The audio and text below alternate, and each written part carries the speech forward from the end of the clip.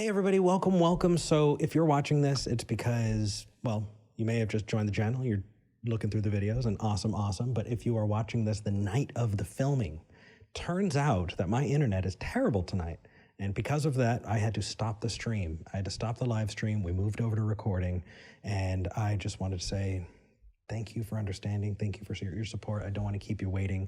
Let's dive into this. Matthew, how are you doing today, man?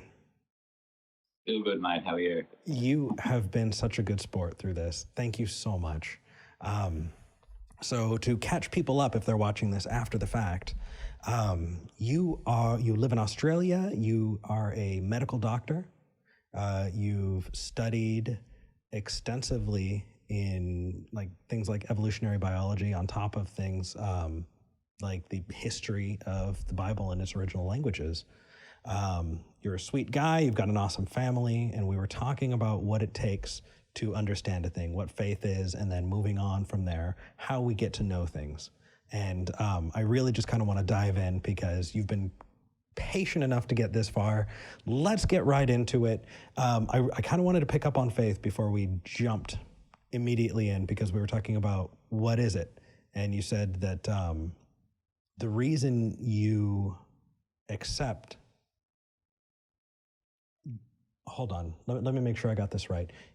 I believe I had asked you why your starting place is the Bible being true instead of I want to know what's true. And your response was faith. So is that about right? That's about right. Okay. What is faith? Faith is different from hope. Yes. In the biblical yes, sense. So when, with the definitions that I give here, I will concede to you before I give these definitions, this is circular reasoning of sorts. Okay. I'm using it to define a thing and then saying it's true because it says it's true. And I accept that and I concede that. Then why use it? I don't plan on using it in this discussion. But you asked me why I believe the Bible is true. And I said my reason is faith, but I don't want to use that line of argumentation with you today. I want to actually use the scientific model as the line of argumentation. I'm totally happy. I'm totally happy to. I just want you to know that in the back of my head, I'm going to be wondering why faith is good enough for Matthew, but not good enough for me. Well, and that's a great question. And if I use an analogy, hopefully it'll shed a bit of light on this. We were talking before when the stream was still up before it got cut off about a puzzle. Mm-hmm. The puzzle pieces in the analogy are the data that we have observed. They are indisputable. It's the data. Data is data. It's not theistic. It's not atheistic. It doesn't have an agenda. It is data. It's the raw numbers. They're the pieces of the puzzle.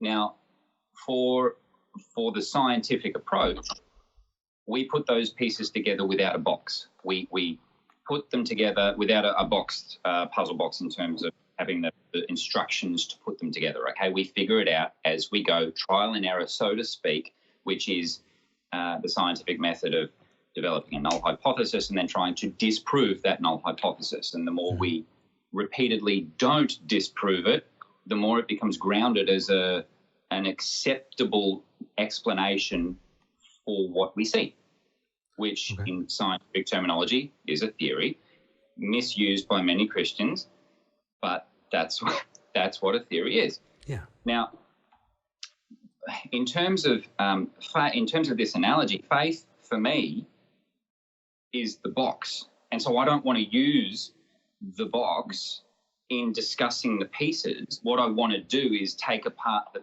pieces and put it together in a different way. I understand that. Yeah. I just don't understand the box at all. Okay. Well, if you go and buy a puzzle from the shops. Well, like I can give you a definition for faith. Belief without evidence. No. See, that's a definition that I disagree with because, why? And then here comes the circular reasoning, which I concede to. the Bible says that faith is the evidence of things we don't see. So in terms of using faith to see the evidence, no, I'm of the opinion that faith itself is the evidence of what we don't see. And so therefore you can't necessarily use the things you see to prove what's not seen. I've heard various evangelists say, how can you not know there's a God when you look at the trees, when you look at everything that's around? Because, and then they go to Romans 1, all of creation declares his glory and his invisible attributes and all of that, okay? It's just confusing because you're saying that you understand that makes absolutely no sense, that it's circular and that there's not value to it, and yet it's good enough for you. Why? I've maybe not explained the analogy well enough. Okay, No. I want an actionable definition, not an analogy. I want an actual definition of the word faith, in a way that we can use it instead of a deepity. Give me a usable definition, because let's look at different types of knowledge, right? If you believe something and you have evidence for it, do you need faith? Nope. Okay. If you don't have evidence, do you need faith to accept it? So is faith belief without evidence? Yes and no, because why? If the faith is in something that is true, while you may not have the evidence yet or recognize the evidence, if the thing you have faith in is true, it will present itself. Now, let's say for gravity as an example. Sure. We know gravity exists. We don't see it, but and most people in the Western world know of it. But we see it every day, and we see it. But let's say that we come across a group of people somewhere that have never been taught this concept of gravity. See, but they still. Sorry. If they live on this planet, then they might not understand the concept the way we know it. Yeah. But they still are subject to it, and that is still evidence. Can you give me an example of something that you should believe without evidence? Nothing. Except I don't think you should. I don't think you should believe anything without evidence. See, my concern with these discussions, and I've seen, as you mentioned, I think when I was streaming, that I've watched a number of the channels, and so forth. Often it gets stuck on the presuppositions, and I don't want to do that. I don't want to get stuck on the presupposition. I want to go straight for the data. And then, once we've looked at the data, see, if I say to you, I believe because of my faith that the data, the puzzle pieces, will form a picture of X. And then I put the puzzle pieces together to show, in fact, and remember the puzzle pieces are the data. If I put the data together to show the picture X, that still won't prove to you that I know that the puzzle is supposed to do that, because you might say, well, that's just a coincidence. That's just your way of interpreting things. Well, no, I would say that's by definition confirmation bias.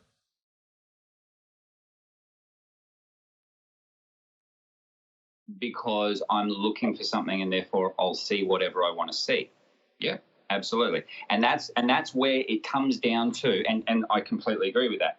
You will find whatever you're looking for, in a sense, is what you mean by confirmation bias. Well, so in a sense, it's true definition. Picking the hits, counting the hits, and ignoring the misses. Looking for these studies that back you up versus dismissing the studies that don't. And that's something that I'm worried about coming back to. The more we talk about a 5,700-year-old Earth, is the preponderance of data to the contrary, and the way that you decide to filter through that information. And so I think it's important to establish this groundwork early, because I feel like we're going to just keep rounding back to it.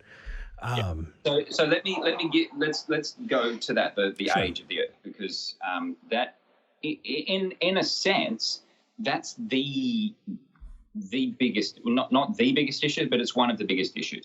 You could argue for a God or for not a God for any of the other religions, but they won't argue the age of 13 odd billion years. Okay, they won't. I'm going to be going somewhere where they argue that this summer. Sorry, what? I'm going to be going. I'm emceeing the Ark Encounter protest. No, that was the only exception, and that's what I'm saying.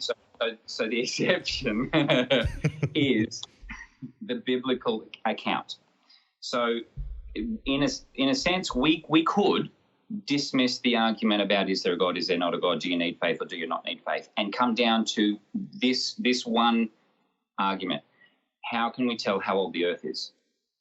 And from there, because if we can show that the Earth is quite potentially 5,500, 6,000 years old, the only viable option to explain that is if the account in the Bible is true.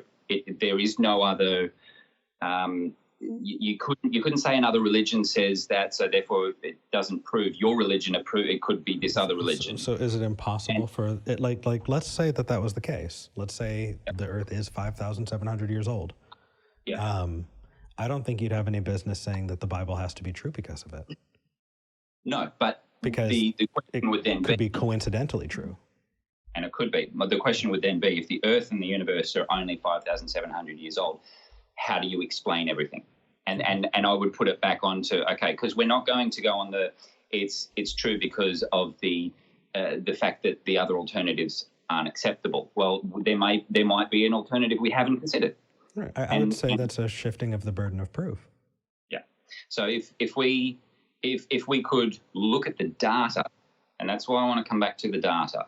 Mm-hmm. Okay, taking the argument of God out of it for the moment. Okay, so let's look specifically at the data around the flat Earth. I'm going to put on hold. Did you just say not flat Earth? Sorry, I'm sorry. Young Earth. I was watching a video just before this. I apologize. Young Earth. The data around Young Earth. Okay. I did not mean to be offensive. No. I don't know what circles you run in, but regardless.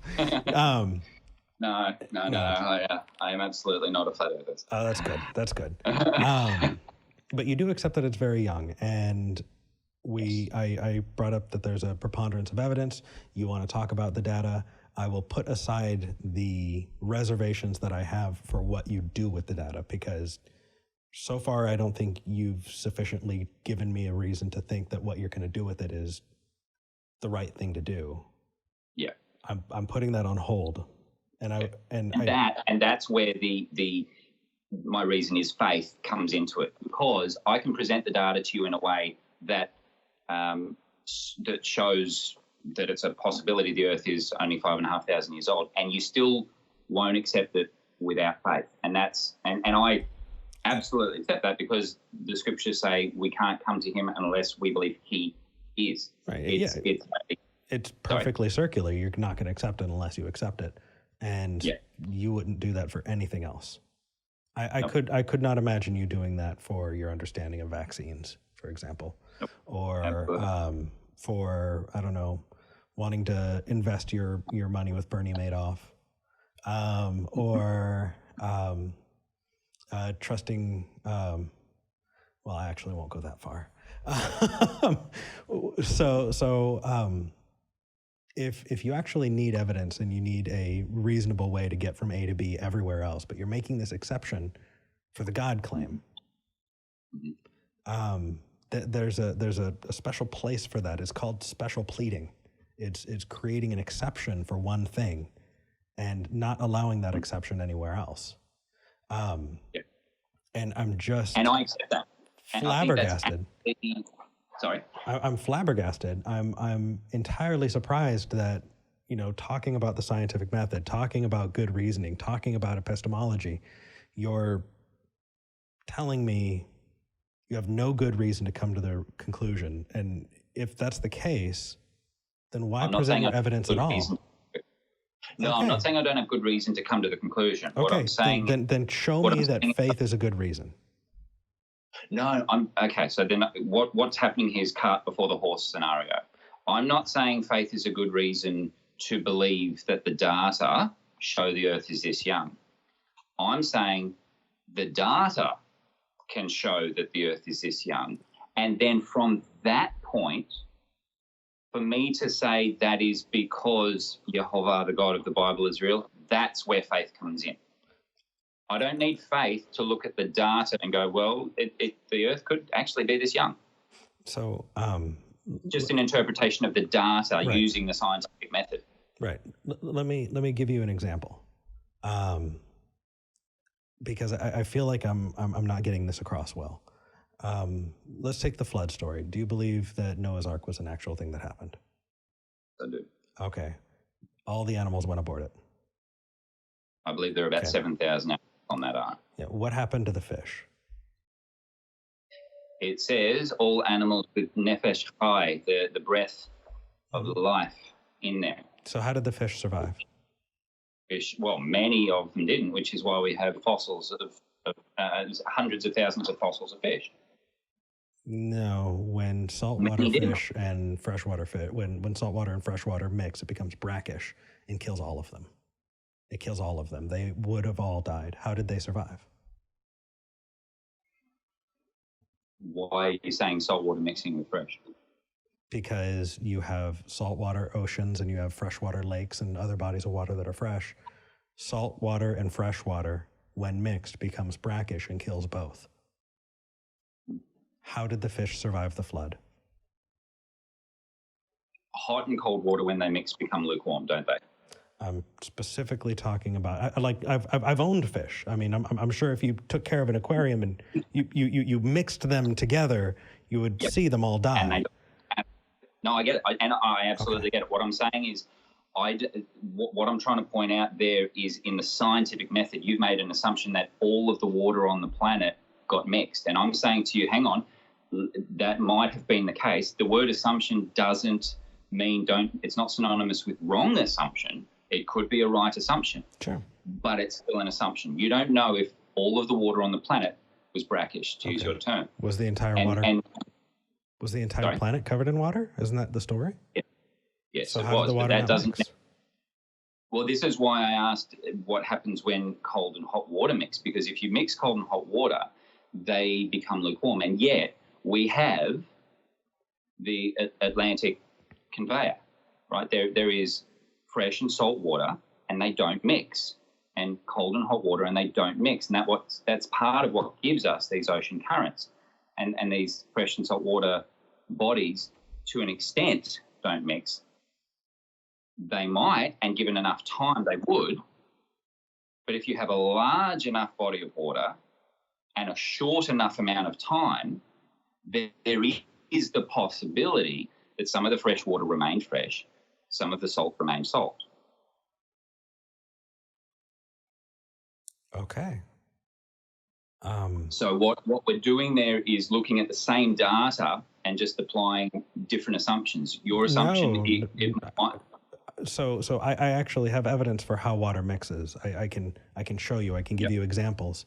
But have you plugged that into the model of a seismically active event like the flood? What you've done is plugged that data into a model of uniformitarianism, and it comes out as being, this confirms the uniformitarian model, which is why I'm saying you can't prove God using the scientific method, because the scientific method itself begins with certain assumptions. We call them null hypotheses.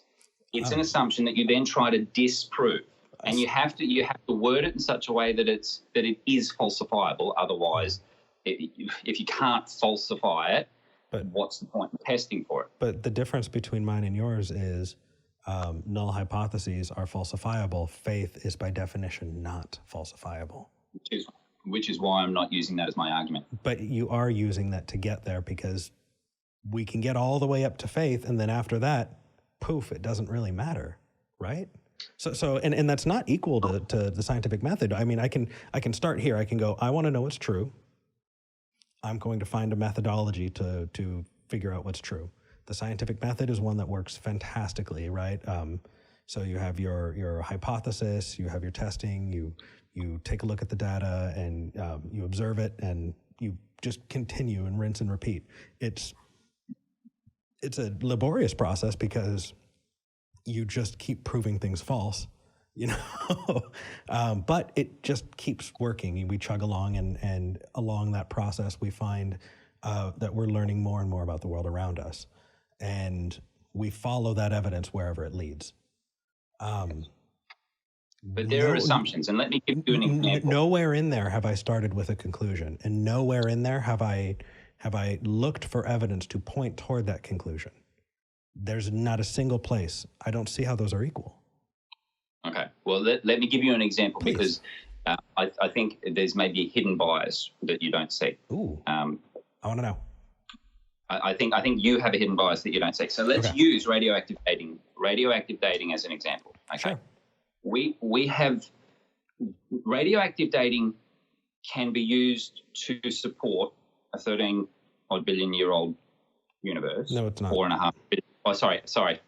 I just realized what I said. A 4.5 billion-year-old Earth. Nope. It can be used to support ages of rocks, being millions of years, billions of years. Why do you say no?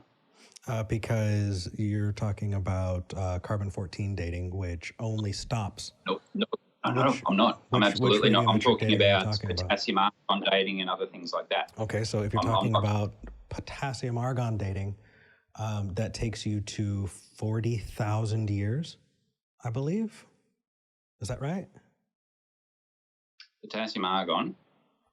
What about uranium to lead? So we're now we're talking. Right. Yeah, we're talking millions, but you don't think that that's even remotely possible, right? But what I'm saying is, let's use this as an example to kind of hopefully expose a hidden bias that you have. Okay. So uranium to lead. If we plug in, now there are 4 assumptions that need to be made when looking at the data in the rocks. The data are, we can get a piece of rock, we can measure how much of these various isotopes are there. That's the data. That's not disputed. That's what we have to deal with. The assumptions then plugged into that are how much of the parent isotope was originally in the rock, how much of the daughter isotope was originally in the rock, was the rate of decay constant or not constant, and was it a closed system or an open system? Now, we say we assume these things because, and maybe correctly, remember, assumption is not synonymous with wrong assumption, but we assume these things because we weren't there, right? We don't have the data in terms of the decay rate back then. So we don't. Are you saying that physics worked differently in the past, or there's a chance that physics worked differently in the past, and that creates a gap that your God can fit into? I'm not saying physics changed. Okay. What I'm saying is the model that we apply. So if we're using uranium to lead, and we're talking outside of the time frame of a biblical Earth. Okay, so uranium to lead. Okay.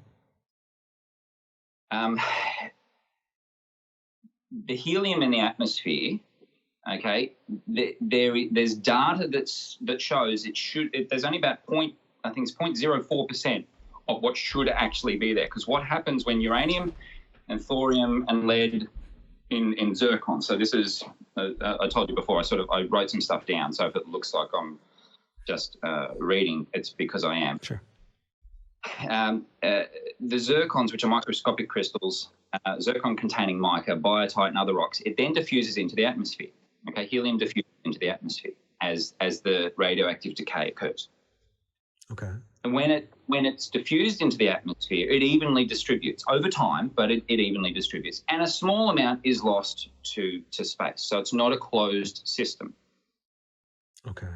The deeper you go in the rocks, the hotter you are, the more pressure you are, more quickly it will diffuse because of those two things, the pressure and the heat. My understanding of science breaks down at that point, because my understanding is that when you're talking about a radioactive isotope, its decay is going to not change. You can set your watch to it. I can stick it in the bottom of a well. I can put it under a bunch of pressure. I can stick it in an incredibly hot place. But unless I'm changing, that's where you're wrong. Unless I'm changing the molecular structure of a thing, because we're talking about a molecule, and that molecule is not. And I would challenge you to go and look at this, because radioactive decay rates will change under different conditions. Okay, I will take a look. Absolutely. See, that was a hidden assumption, a hidden bias that at the time you didn't realize. So, and this is this is all that I'm trying to. Well, you're trying to say you can't have absolute certainty about a thing. Okay, I accept that I can't have absolute certainty about anything. Where's your evidence for your proposition? Because the exclusion of science does not necessitate, or it does not necessarily lead to yours being correct. Exactly. So, and I accept that. Okay, where's your evidence? So this is where the argument will never get resolved, and we can talk for hours, days, weeks. We can talk forever on this point, and it will never get resolved, because it comes down to once you've interpreted the data, you then draw conclusions from that data, and the conclusion I draw from the data is based on faith, because as Romans says, I've not considered it futile to keep God in my knowledge. So by not keeping God in our knowledge, it's not necessarily a viable option to conclude. It's it could be that what about the other options? Is essentially what you're saying. Just because the data might make it look like you're right, that doesn't mean you are right. And I'm saying exactly, I agree with you. At that point, you cannot, the scriptures say you cannot come to God without faith. Help me here. I don't care about your scriptures.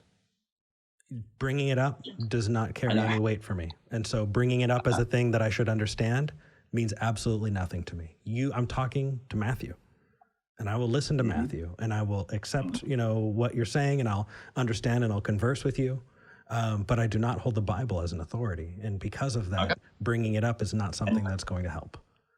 Which is why I didn't want to bring it up. Right. Which is why I didn't want to bring it up. And why I wanted to look at the data. And what we do, we look at the data. If we're playing a shell game, though, with our knowledge, then I think that's dishonest. And I don't think it's intentionally dishonest, but I do think it's dishonest. Oh, I lost you. Hey, yes. Okay. So we were talking about data and not wanting to get into the Bible. I can't see you. Oh, hang on. There. How's that? Awesome. There you are. Okay. So we're talking about data. We're talking about the Bible and not wanting to get into the Bible. It feels to me like a shell game with knowledge, with information.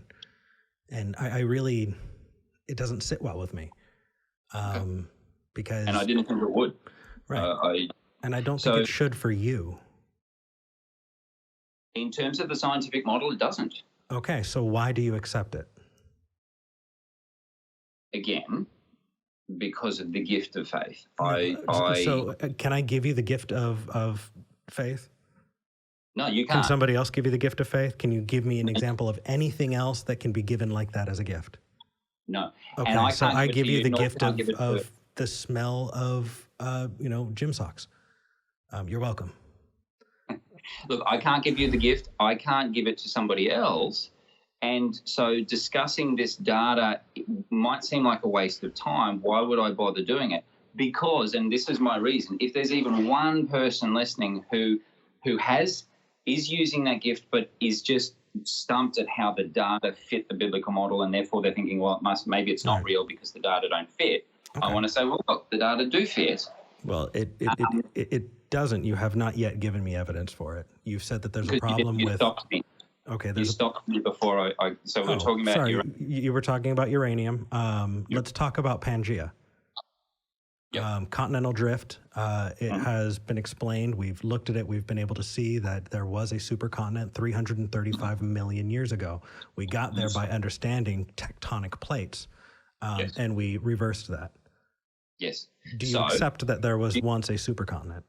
I do. Okay. You also, do you have enough kind of understanding of plate tectonics to go, hey, this is the rate at movement that things shift? That at that rate, we're looking at 335 million years. Exactly. Can you see the assumption you've made? I can. Can you see the assumption you've just made? Absolutely. That things were the same yesterday as today, and they will be the same tomorrow. Understanding the uniformity of nature is something that I'll throw out when it stops being reliable. It's reliable, and in as much as I can know a thing, I know that I'm going to continue to use it. Give me an example that's reliable. Tell me something that I can throw that out for. Because right now... Aftershocks. Aftershocks. What are aftershocks? Aftershocks are just small earthquakes. Based on what, though? The movement of continental plates, tectonic plates. But they're after the major. But they're... Yeah. What happens is, and I've spoken to an earth scientist about this. So when you asked before what's my expertise, I'm not an expert in this area, but I've spoken to an expert. Did you speak to an expert who also believes that the Earth is 5,000 years old? Yeah, an expert who actually was an atheist and a lecturer at an atheist, well, secular university, but was an atheist for about 50 odd years. So he didn't grow up as a Christian. Who is this? His wife didn't grow up as a Christian. He just came to this conclusion based on the data and then realized, wow, I've been making all of these assumptions and I can't just keep going with those assumptions when... And anyway, so his story is that. But he was an atheist for many decades. Okay, so let me get this right. You're bringing up the uniformity of nature as something that you can't possibly know, right? Without assumptions. Because... Am I also assuming that 1 + 1 is always going to equal 2? Should I just keep that assumption in the back of my head? And does that leave room for it to possibly equal 7? No, that's not comparing apples to apples. So okay. If we have examples of Babylonian tablets that talk about eclipses, and that happened about 2,500 years ago, for example, around then. And I see we've moved away from plate tectonics. Why? Yeah, as an example, and then to come back to plate tectonics, because this example is to do with the uniformitarian disprovability and the assumption of uniformitarianism. Okay. Uniformitarian, is that a word that non-Christians use? Probably not. Is that a word that scientists use? Probably not. Is that a word that only young Earth creationists use? Yeah, most likely. Can we not then? It's nomenclature that we use. I get that. So let's move away from it. Fine. Okay, sure. With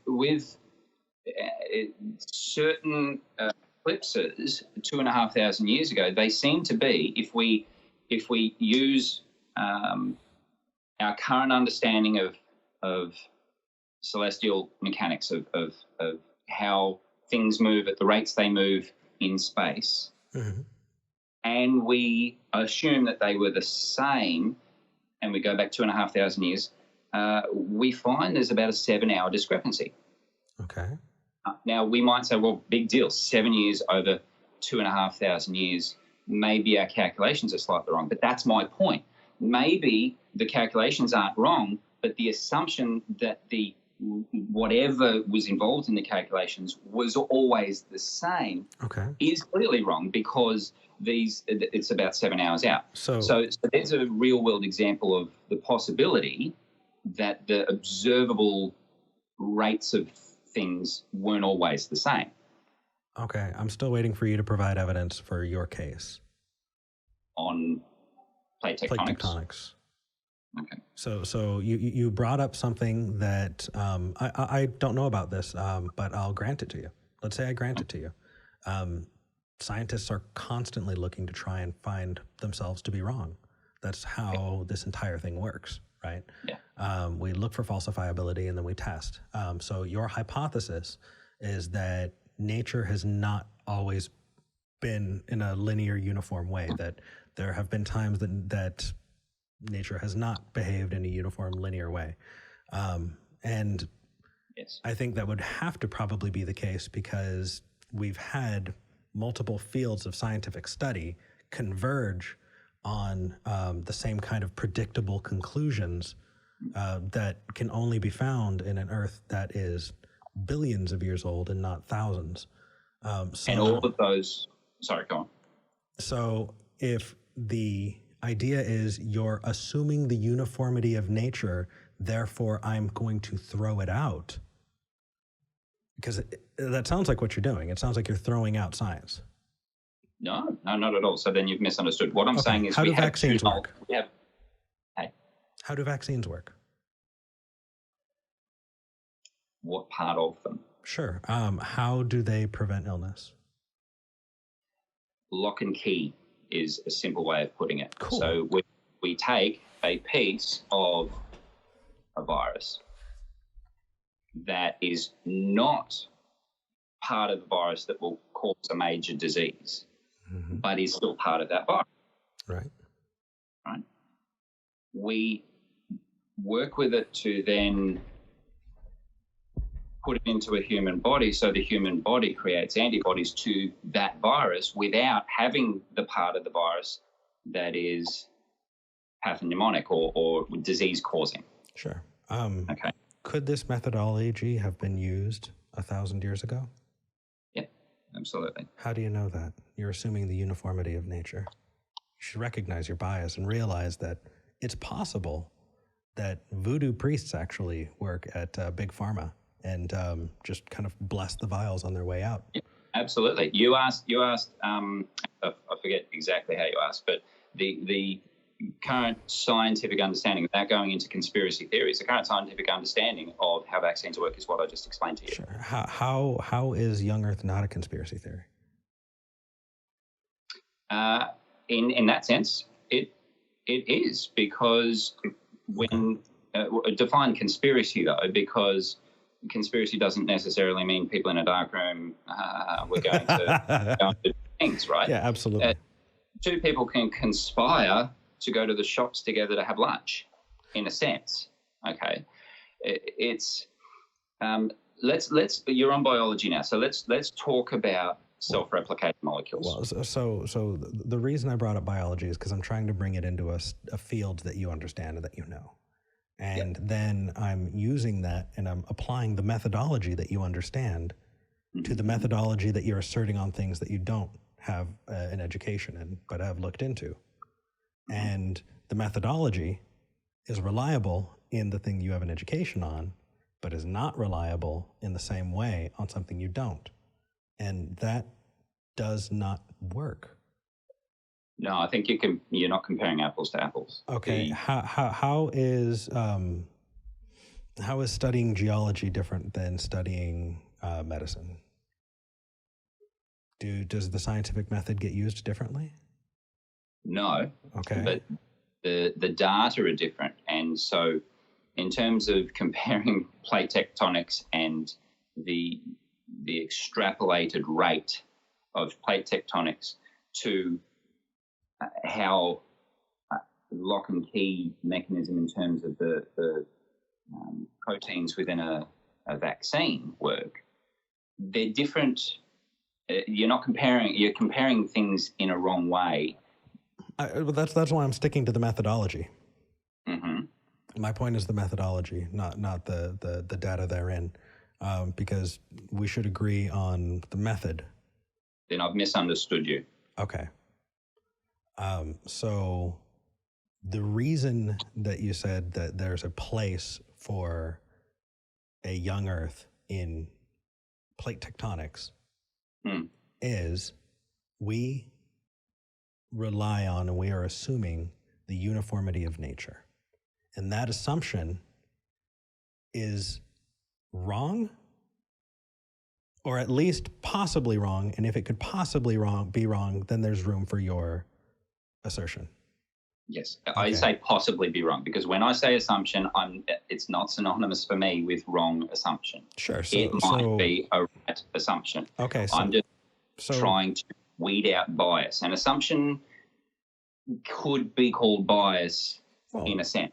I mean, we have to make decisions every day without absolute knowledge on everything. Is it possible that gravity will stop working? Well, if I'm not assuming the uniformity of nature, then I can't.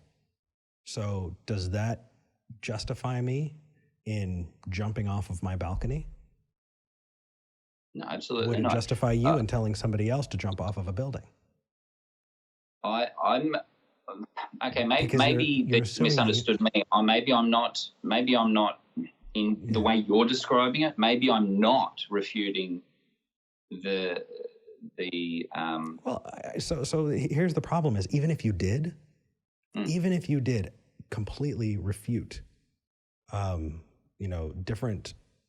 of these different converging sciences, which have been studied and have been reliable and continue to be reliable. But even if you refuted them, you would get no closer to proving your assertion, which is frustrating because I want to know how you got to 5,000 years. And if you say the Bible, I say, why the Bible? And if you say, okay, well, the Bible because faith, then you actually don't have to do any legwork at all. No. When it comes to why I accept the Bible equals faith equals don't think, no, because I didn't expound on that. You just asked me why I believe it, and I gave you the reason. Okay, but, I'm so sorry. I'm going to mute myself. Please expand on it. So, if my faith in the Bible is justifiable, there would be evidence in the real world for it. Correct. In terms of the manuscripts, in terms of the reliability of the manuscripts, am I believing something that's even just in the terms of what's written in the manuscripts, provably contradictory and falsifiable? Because if that's the case, why bother using it to explain anything? So I have. Hey, you said right. Oh, it just sounds like you're very close to atheism. But I honestly think that the more mainstream Christianity that says that there's allegory involved is probably, one that is a little more resilient. But if we're talking specifically about that, then how is that different from me saying if the Book of Eric is true and is divinely inspired by Eric himself and does not have contradictions? Does not have. Well, if the Book of Eric made all of these claims, and you could show that internally, where in the Bible does it say that it's 5,700 years old? Sorry.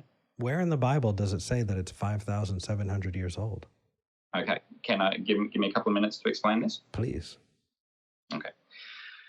So when theistic evolutionists say a day in the creation account could have been an eon of time, what they're actually doing is being inconsistent with the scriptures. So the way I approached this, sorry, I'm just saying. Okay, I'm following. So the way that I investigated this for myself was I went to the Hebrew scriptures, have been teaching myself Hebrew, and not teaching myself, but having lessons as well. And I decided to go and look at this word that's in, and this is just an example. Okay, let's not necessarily get caught up on the example, but the creation account. Each time the word yom is used, it's in the singular.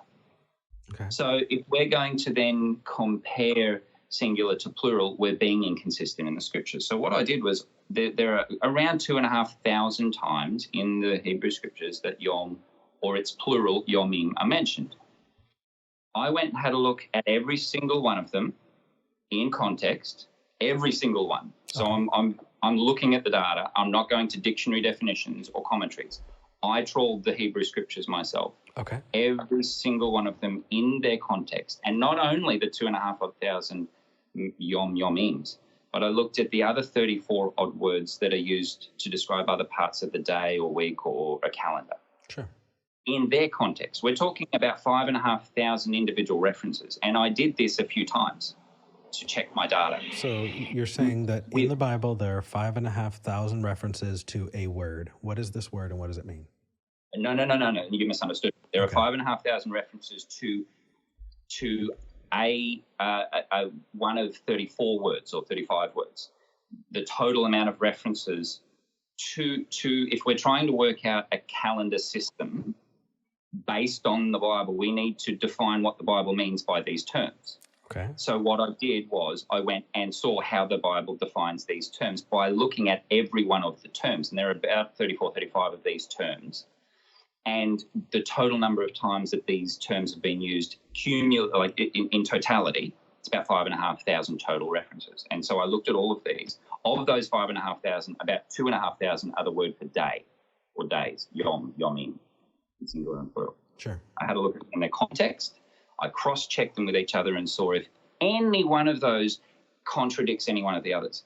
And I can tell you with 100% certainty that if yom is in the singular, it's referring to one individual period of sunlight. So what we would refer to as a day, not even the day and night, just the day.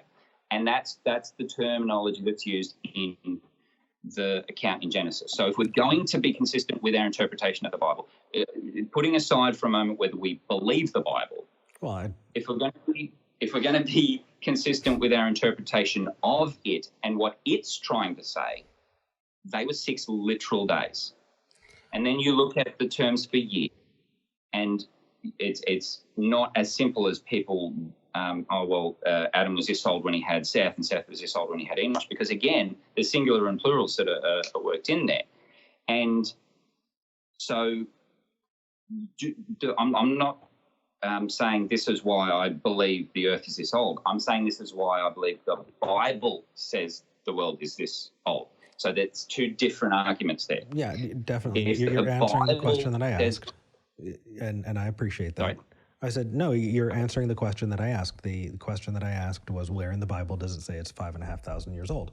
And you're answering that. So you add up. Okay, so go ahead. Okay. So if you add them all up, you get a timeline of history based on the Bible up to the time of Yeshua. Okay, if you add all of the references to the word year up? No. There are several hundred, I like to call them time-stamped scriptures. They have some sort of reference to history in terms of a time when this happened in this year of this king, or this happened for this many months or whatever.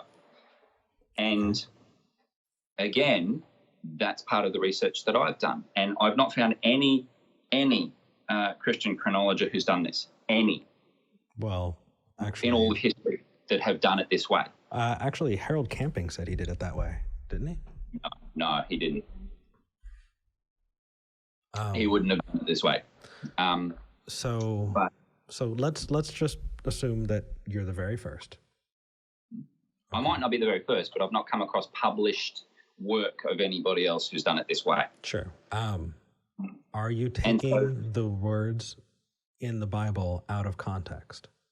No, and that's why I looked at every term, the 34, 35 odd terms that are used to describe part of the day or a part of the night or a part of the yesterday or the part of tomorrow or the middle of the night or whatever the words were. And I had this view that if there's even one occurrence that contradicts another, the Bible's falsified. Sure. So let's use an example. The time between Adam and Eve and their children and Noah. Mm-hmm. And Noah. Right. How long was that? 1654 to 1656 years. How do you know? And that time frame is the only one that's slightly ambiguous because I haven't. There's not enough data there to narrow it further. Well, it's only a few verses. Sorry? It's only a few verses. I think that we would have noticed in between those 2 stories in the book of Genesis, if there were enough references and things laid out to be able to say that number. It seems like you're doing something extra biblical to get there. Okay. So I can actually because pull what up I'm the doing verses is of trying Genesis. not to. Hey. I can actually pull up Genesis because it's only a few verses between Adam and Eve and Noah. So where in those verses does it say 1600 years? Even if we just put away the idea of whether or not the Bible's divinely inspired, that just feels very weird. Yeah. So let's see. I've got Adam and Eve. I'm moving on. We've got the fall, so we're still talking about Adam and Eve. And then we have Cain and Abel. We're still talking about Adam and Eve. And then from Adam to Noah. This is the written account of Adam's family line. When God created mankind, he made them in the likeness of God. He created them male and female and blessed them, and named them mankind when they were created. This is NIV. Would you prefer a different version? I read it in the Hebrew, so you read whichever one you want. Okay, cool. When Seth had lived when Adam had lived 130 years, he had a son in his own likeness, in his own image, and he named him Seth. Okay, so we have 130 years. After Seth was born, Adam lived 800 years and had other sons and daughters. Okay, so we have 930. Although Adam lived a total of 930 years and then he died, when Seth had lived 105 years, he became father of Enosh. 807. So we've got 930 plus 807. And then after that, another 90 and another 905 years. So we're already over 2,000. Then go back and read it, because what happens is if Adam's 130 when he has Seth, and then Seth's 105 when he has Enosh, that's only 235 years when Enosh is born. Adam's only 235 years old when Enosh is born. When Adam had lived 130 years, he had Seth. After Seth, Adam lived another 800 years and had other sons and daughters. He lived a total of 930 years. When Seth had lived 105 years, he became father of Enosh. Right, so Seth had only lived 105, okay, and he was born when Adam was 130. That's only 235 years. Oh, okay. Okay, so let's grant this. Okay, so how about from Noah until because this is exciting. So how about from Noah until the Exodus? Noah to the Exodus? Mm-hmm. The Exodus happened I'd have to go back and look at the data. 1656 to the year 2500. So 25, it's about 840 odd years. Okay. Something like that. Okay. So you're saying that entire cultures can grow up and spread entirely out of the Indus River Valley, can grow and create entirely different cultures, and those cultures would, create massive monuments and things like that, that people would be enslaved, and all of that happened within 800 years. Yeah. Okie dokie. How about from the Exodus until,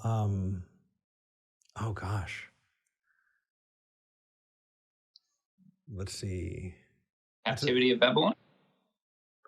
That's usually the triangulation point that people use. Okay. Wow. So you've been, okay. And how about from, oh, that's interesting. See, I went through, I read the Bible a number of times. I didn't realize that. Okay, cool. Let's go with that. So why should I believe the Bible? Okay. So if you're approaching that question from the scientific model, then subject it to a falsifiability test. Sure. Okay. Is the Bible falsifiable? If one of the claims in the entire scriptures is provably false, sure, you can throw out the entire thing. Sure. Can you bring someone back to life after being dead for 3 days? I can't. Can you spit in someone's eye and make them see again? I can't. With your words, can you curse a tree? Yeah. Have you seen donkeys talking? Nope. Do we have evidence of legion or another kind of demon being cast out of animals or cast into animals? In terms of scientific evidence, I've got none. How about superheroes? Losing your strength when your hair's cut. Yep. Nope. No. Well, look, what we're doing. Those sound like all falsifiable claims that you can't. So they sound like falsifiable claims. Look, it might sound to you and to your atheist audience like I'm indoctrinated. Can I give you an example as to why I'm not indoctrinated? I want you to give me a reason why one of the many things that I just described does not count. Okay. If we are looking at the Bible to disprove it, well, we're looking for falsifiable evidence. Looking for falsifiability. Right, falsifiable claims, sorry. Yeah. So if not being able to prove it is not the same as disproving it. So can anything ever be disproven? In that sense, no. Okay, so then how is that different? Well, that's why anything can be true. The evidence.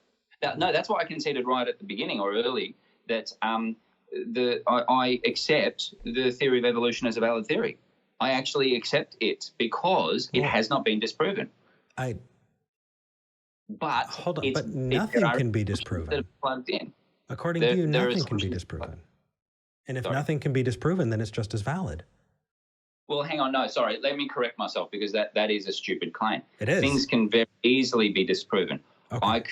If I made the claim that I've got 3 ears, that can be disproven by simply counting the number of ears on my head. Okay. Right?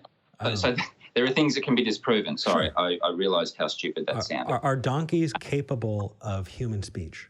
Do they have the actual physical ability to speak like a human? I actually don't know. They don't. Okay, then I will accept. How about snakes? Can snakes talk?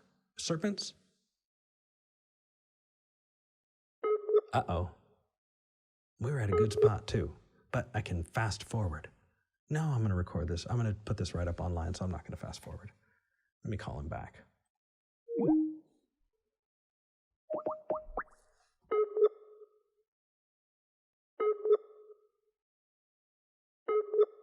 Oh, come on. This is such a good conversation. I don't want to lose this. Oh. Come on. You can do this. Oh, good. He's coming. Yeah? Yes! I'm so glad you're back. Okay. Can snakes talk?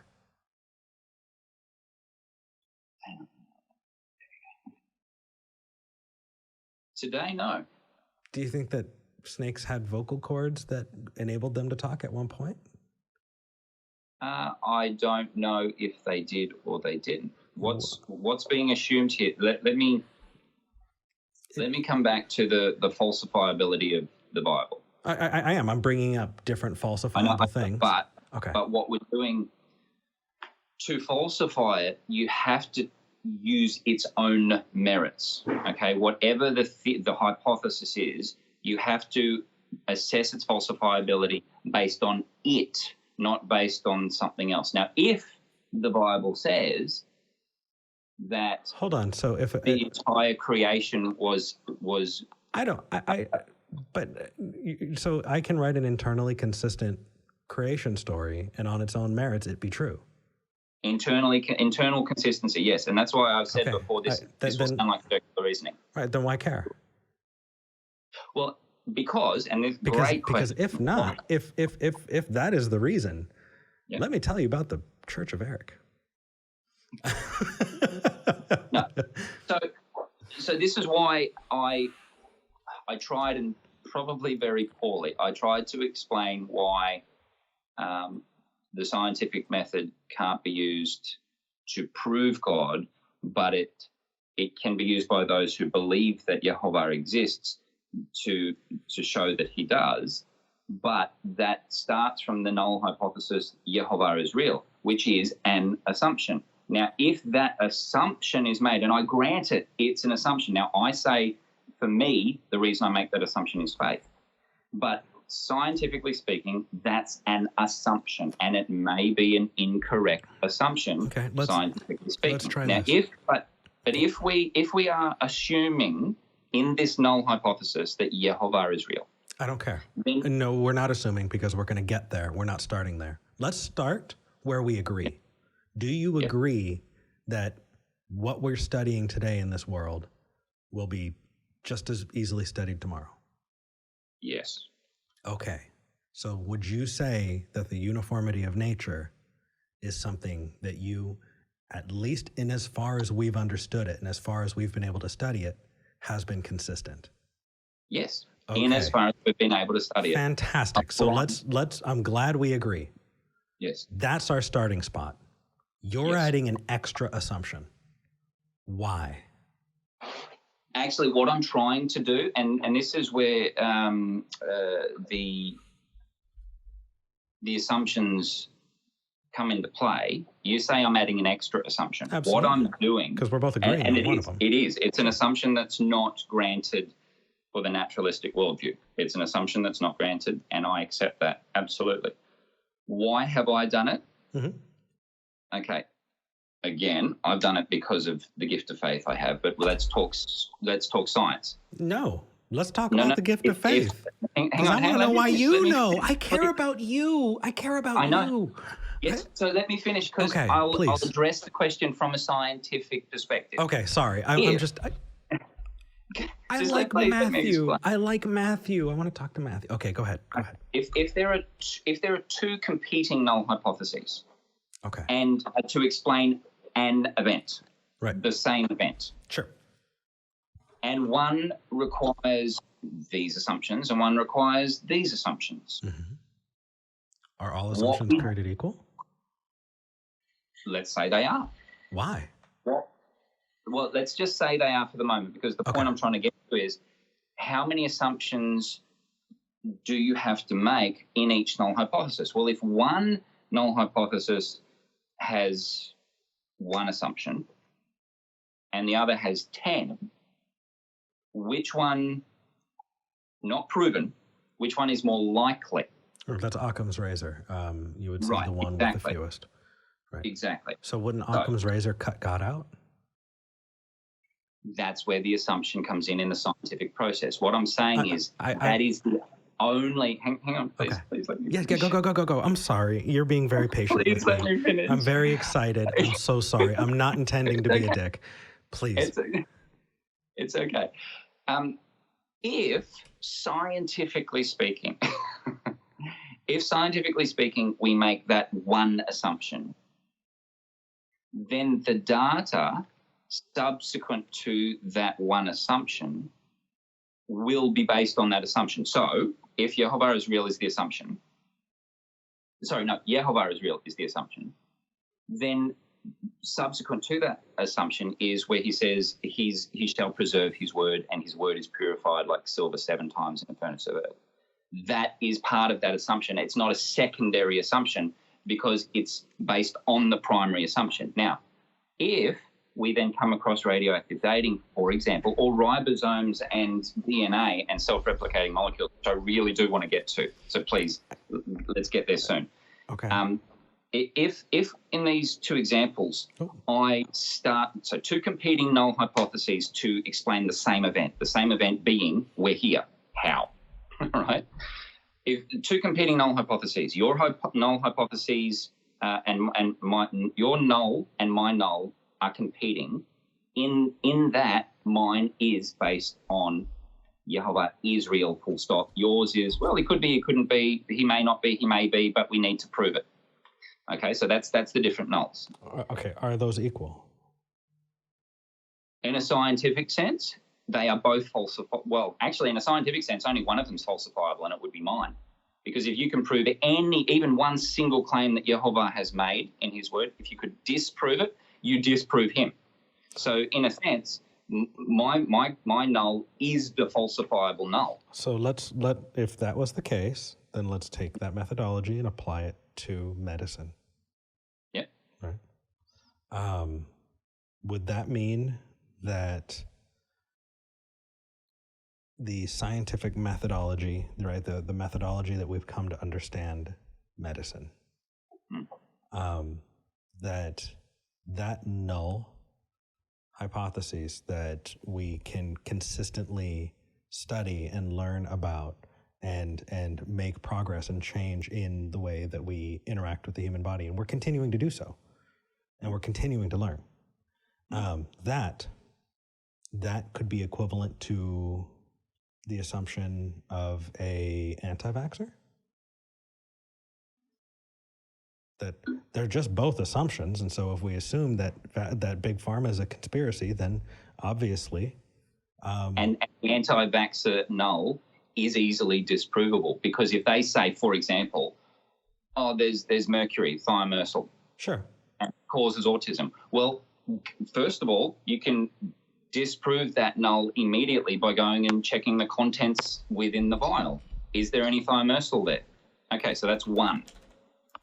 Okay. The claim that these things don't actually work, well, sorry, I'm just putting that. There we go. That work. Sorry. That's okay. Technical issues is something that I've been having all night. I absolutely understand and appreciate that you're having them too. If the anti-vaxxer null was, these things cause autism, what you would do is a population study and not just of a small population. You have to have a big population. It's Sure. easily disprovable. Sure.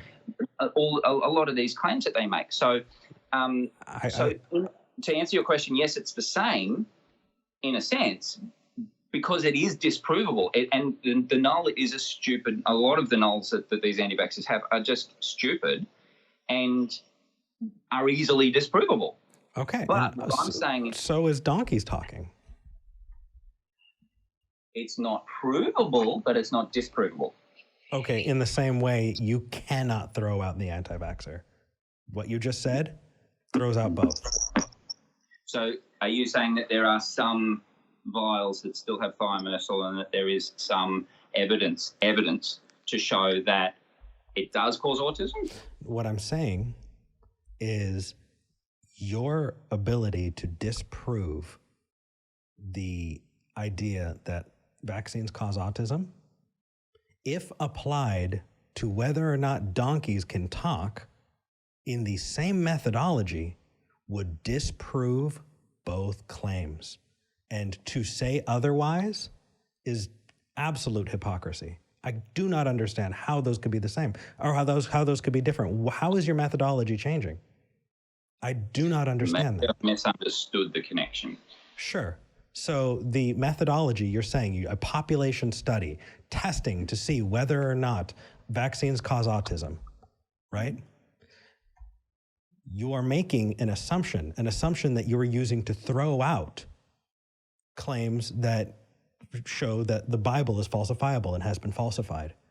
You are making a special exemption for what you want to be true because you are not allowing that exemption for what you know doesn't work. Why are you doing that? The special exemption, the special pleading? Yes. Why? It's true because it says it's true. Well, the special pleading is just when you create a special loophole for a thing that doesn't have to follow the rules. Yeah. Well, this is true just because I say it, and it's the only example of it, and you can't ever replicate it. Right. So why are you throwing out anti-vaxxers and not throwing out talking donkeys? Because of how the null is worded. And this is why I want to word it very, very carefully. The null is Jehovah is real. Okay. Subsequent to, there's no if in that null. Sure. Okay.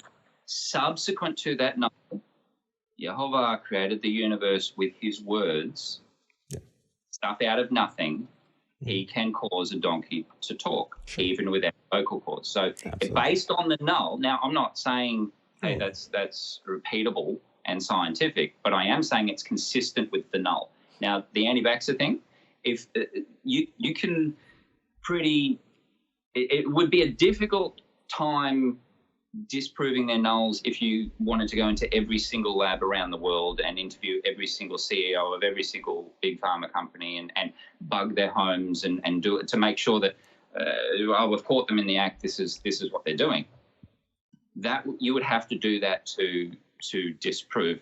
I grant that it's you couldn't disprove it unless you actually went to those sorts of lengths. Which is why the null should be that we need to be able to test, and we should look for falsifiable claims. And then upon studying those falsifiable claims, determine whether or not the hypothesis stands. And on its own merits, the Bible fails the same test that anti-vaxxers do. It fails the same test that flat earthers do.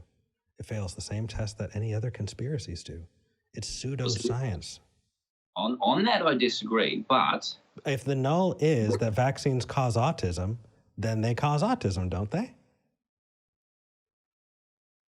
Again, I must be lost on the connection. Sure. So you're saying the null is God is true, and then using that to come back around to God is true.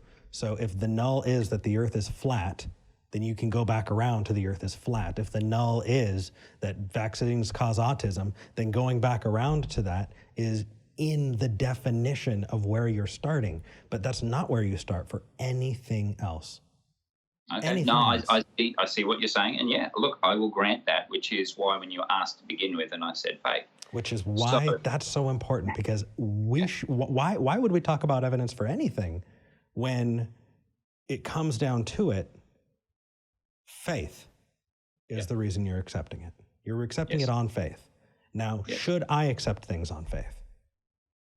If you don't have the gift, I would say no. So can we test for it? Sorry. Can we test for the gift? No, you can't use a tool you don't have. Okay, so can you tell who has the gift?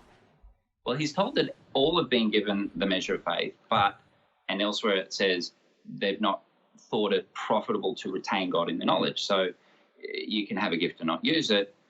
And this line of argument is somewhat similar to the argumentation you had with tag. The transcendental tag, exactly. And I didn't want to get caught up on that because this argumentation will never, ever be resolved from... Actually, it's entirely resolved by honest actors. Because an honest actor does not give themselves special permission, but meets people where they stand. If you are coming into this, if you're coming into this saying that you have this, and I do, and I believe God, and I choose to deny that God, then what you are doing is in throwing me out before I ever came in. It is dishonest. And I hate that because you're a sweet guy. You're a very sweet guy. I'm not doing that because what I'm actually doing is comparing both nulls while accepting mine. Because you accept mine. You accept mine, except for when it doesn't work for you in this one case. I accept your null hypothesis and the fact that it has not been falsified. Because if your null hypothesis is if Yehovah is real, then, right, that is not falsified, which is why you and many other very smart people around the planet all agree the data says the universe is this old and the earth is this old and all life evolved from a common ancestor. And I've said it before in this interview. I grant that to you because I grant the null hypothesis is amenable to being falsified, and yet it hasn't been falsified. It has. You're just not accepting the fact that it has, and I've done it in this conversation. No, I'm talking about your null hypothesis, the theory of evolution, the natural evolution. I'm talking to yours. Okay. What I'm saying... Sorry. It's okay. What I'm saying is I can objectively look at your null hypothesis, which is if Yehovah is real, And from that null, you come to your conclusion, as do the majority of the scientific community, in a scientific way. And I grant that. This is where I disagree with a lot of Christians who say, well, you can't come to the conclusion of evolution. I say you can, based on that null. In the same way, I can come to my conclusion based on my null. So in that sense... Why do you have a different null? I can justify mine. Can you justify yours? Yes. Are they equal? In a way that is they're mutually exclusive, though. So no, they're not. No, they're not. You just said that they're not mutually exclusive because you said that evolution can exist and the Bible can be literally true.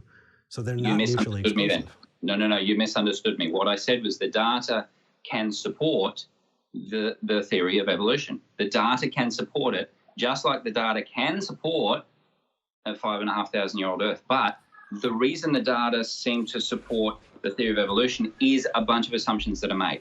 Can we talk about self-replicating molecules? No. So I want to go to the assumptions of naturalistic evolution. Nope. Why not? Because we have to understand the... Let me explain it this way. When you're learning math, right, you learn those basic concepts of how things flow together, how they work together, and what the methodology is. And then from there, you apply it, right? Yes. We're not using and agreeing to the methodology that's appropriate. And if we're not agreeing to the methodology, I can already tell you that we will come to different conclusions. It's only exactly. I'm agreeing with you on that. And because where I agree with you, but where I disagree is you're saying that the methodology is in the attempt to disprove the null, and I'm saying no, the methodology is in the null itself. And if you put the null itself as vaccines cause autism, you've done the same thing. And yet it's disprovable. And yet donkeys don't talk. But if you weren't there to witness it, it's not video recording, we don't know. What I'm saying is disproving and not proving, they're two different things. You're getting a false positive, false negative thing mixed up here. So this is where it comes medicine. Let's talk about medical testing. You can have a test. Can I ask you can you just say that one more time? Were you there? What did I say? You said you weren't there. Yeah. Okay. Could you say that one more time? It's your accent. You weren't there. I spoke over you. Sorry. It's your accent. Could you say that again? You weren't there. And therefore, anything could be true. But anything that's not true can be disproven as being true. So help me. Okay. If I say anything's true and then I give you an example of something and I say this could be true and you disprove it, well, obviously it's not true. Okay. Right? But what I'm saying is medical testing, if we do a test, we could get a true positive. The test result comes back positive and the patient does have the disease. Sure. It could come back negative, and that's a true negative if the patient does not have the disease. Right. But it can come back positive if the patient doesn't have the disease. That's a false positive. Right. And it can come back negative. And they have the disease. If it does have the disease, that's a false negative. Right. What I'm saying to you is you're committing the fallacy of the false negative because you're saying, I wasn't there, we didn't see it, therefore it never happened. Well, just because you get a negative test result doesn't mean it. This is medically talking, okay? Any atheistic secular doctor will agree to this line of reasoning. If you have a negative test result, it does not prove that the patient doesn't have condition X. Just because you tested for autism and vaccines and you showed that that was the case, that's not there, you didn't prove it because you're committing the fallacy of false negatives. No. So this is where you've maybe misunderstood me because I'm not saying it's provable. I'm saying it's not unprovable. It's not disproved. They're very different. You're mixing up the true positive, false positive with the true negative, false negative. And I'm saying don't do that. I'm not saying we have a true positive here.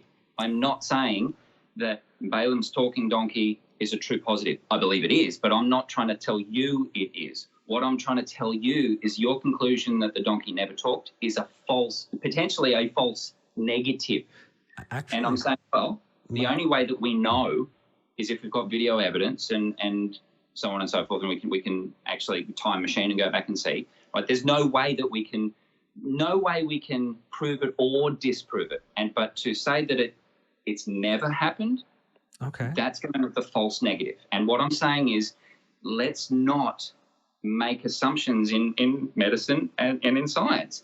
If we assume it's negative because it's a negative test result and it's actually not, one person on the planet might have a particular genetic disease, maybe two people. Mm-hmm. Right? We might not even know what we're looking for in terms of that test. And so the test we apply to it might come back negative. Does that mean this person doesn't have condition X, Y, Z? Absolutely. Right. I understand. So when I quoted you earlier saying you want to believe as many true things and as few false things as possible, what I'm saying is don't commit the fallacy of the false negatives, holding onto the false negative. If it happened once, but never again, and you're going with it's never happened again, never been observed, never been recorded, never been repeated. Okay. Therefore, it's never happened. That's potentially a false negative. Okay, so let me try this. You're talking about historic events, right? Yes. How about the miracle of Fatima? About 100 years ago, this was, I believe, Central or South America, that many people witnessed it. The sun flew around in the sky. Do you believe that was a thing that happened? Yes, I do believe it did. Okay. You might be Catholic. No. And I also believe that that people have been visited by what they claim are aliens. Now, my explanation of that, and I know, interesting, right? I have a book that I've had for several years written by, it's been so long since I've looked at it, the details might be wrong. Atheist or agnostic, I don't remember. Trained psychiatrist, medical doctor. Okay. He was seeing patients. It's called abduction. I think the guy's name is Mac. And he was seeing patients who were getting these abduction stories. Okay. And he dismissed them, but more and more were coming with similar phenomenon happening. And what he did was, as a scientist, as a doctor, as an atheist or agnostic, I don't remember, he looked at it from that position. He said, well, I don't know what's going on, but something's going on. So he accepted, and this is not a Christian, right? I don't care. No, so what I'm saying is, so you asked about Fatima. Could it have happened? Yeah. If there are all these people that saw it, it could have happened. Does that tell us what it is or what it's not? No, it doesn't tell us what it is or what it's not. So you're saying that there's an unexplained event, and the possibility. So I think you and I would agree that if the sun flew around the sky, it doesn't actually move around the Earth. The Earth moves around it. And so the Earth would be bouncing around the universe like a ping pong ball, and we would all be dead. So obviously that's not what happened. And so if that's not what happened, because everyone all over the Earth would have also seen it, if that's not what happened, then they experienced an unexplained event. So I'm good with saying unexplained event. What I will also say is you also accept that it did not happen because you're applying the uniformity of nature to a historic event. Also, Allah but I'm not rode a flying horse, right? No, hang on. At what point have I applied the uniformitarianism of nature? Sure. So how come you know that the Earth did not bounce around the universe bounce all around the sun? Well, for the reasons you just said. Right. And many more. But the nature of reality that I believe, in quantum physics suggests the same thing, string theory, that there are at least 6 dimensions outside of the 4 that we recognize spatially and time-wise. Now, what I'm saying is the nature of reality includes these things that are unexplained. That's an appeal to mystery. Right. Okay, an appeal to mystery is logically fallacious. I'm not appealing to mystery, though. What I'm saying, you asked me about Fatima, do you believe it happened? I said, yes, I do. I don't know what it was. But you do know that it wasn't what they claim. You do know that it wasn't the sun bouncing all around the sky. Absolutely, because of the evidence of external sources. Okay, so have we seen people hallucinate before for different reasons? You don't even need to take drugs, but hallucinations are an absolute thing. Yes, right? We have. In any of these miracle claims in the Bible, could we explain them all as hallucinations? Yes, we could. Okay. Is that likely? And more likely, yes, absolutely. Okay. And on that, so because the miracle saved the resurrection, for example, was it a group hallucination? Was right? When we talked about Fatima and we said, why is it disprovable? And I said, because of external sources who weren't involved and didn't believe it, external sources disproved that Fatima with the what was happening. Now, if we accept that there's a group of people called the Jews, you've said that you're into Judaism for a while. Mm-hmm. When we were talking. So you accept there's a group of people called the Jews. Genetically speaking, they are the groups of Jews around the world are related, and yet because we don't have genetic material from the proto-Jews, we can't say that these people are pure Jews. We can say from history that they've interbred and outbred in terms of their people group. So there's a mixture there. And what we can conclude from the genetic studies is that this people group are more a cultural and religious group than they are a genetic distinction. But regardless, that's kind of a moot point, because what I'm saying is we accept that they're a group. We accept that they have a history that goes back. Sure. Their own quote, rabbis, I've read quotes or references to quotes of certain rabbis tracing their history back to the Pharisees of Yeshua's day. Mm-hmm. There's traceable history from our day back to Yeshua's day. We know, at least from the records in the scriptures, and this is where a falsifiability test can be performed, that they were not liking Yeshua and his claims, if we accept that those claims are real. So this is the whole Fatima versus the outside people. The Fatima can be disproved because the outsiders, right? So in this sense, the Pharisees are the outsiders. The Sanhedrin are the outsiders. Okay, they wanted to disprove this guy, right? So this is where the conspiracy takes place. Well, in your study of Judaism, how much of the Talmud did you study? I'm asking you a question. Oh, I didn't realize it was a question. Right. Sorry. Sure, no problem. The question was, it sounds like you're saying that the conspiracy takes place in the denial of Christ by the Pharisees. Correct? No, I'm actually saying that they admit that it happened. Okay. Do you have your Bible? I've got a quote from the Mishnah. Oh, good. Could you turn to Matthew 27? Mm-hmm. 50.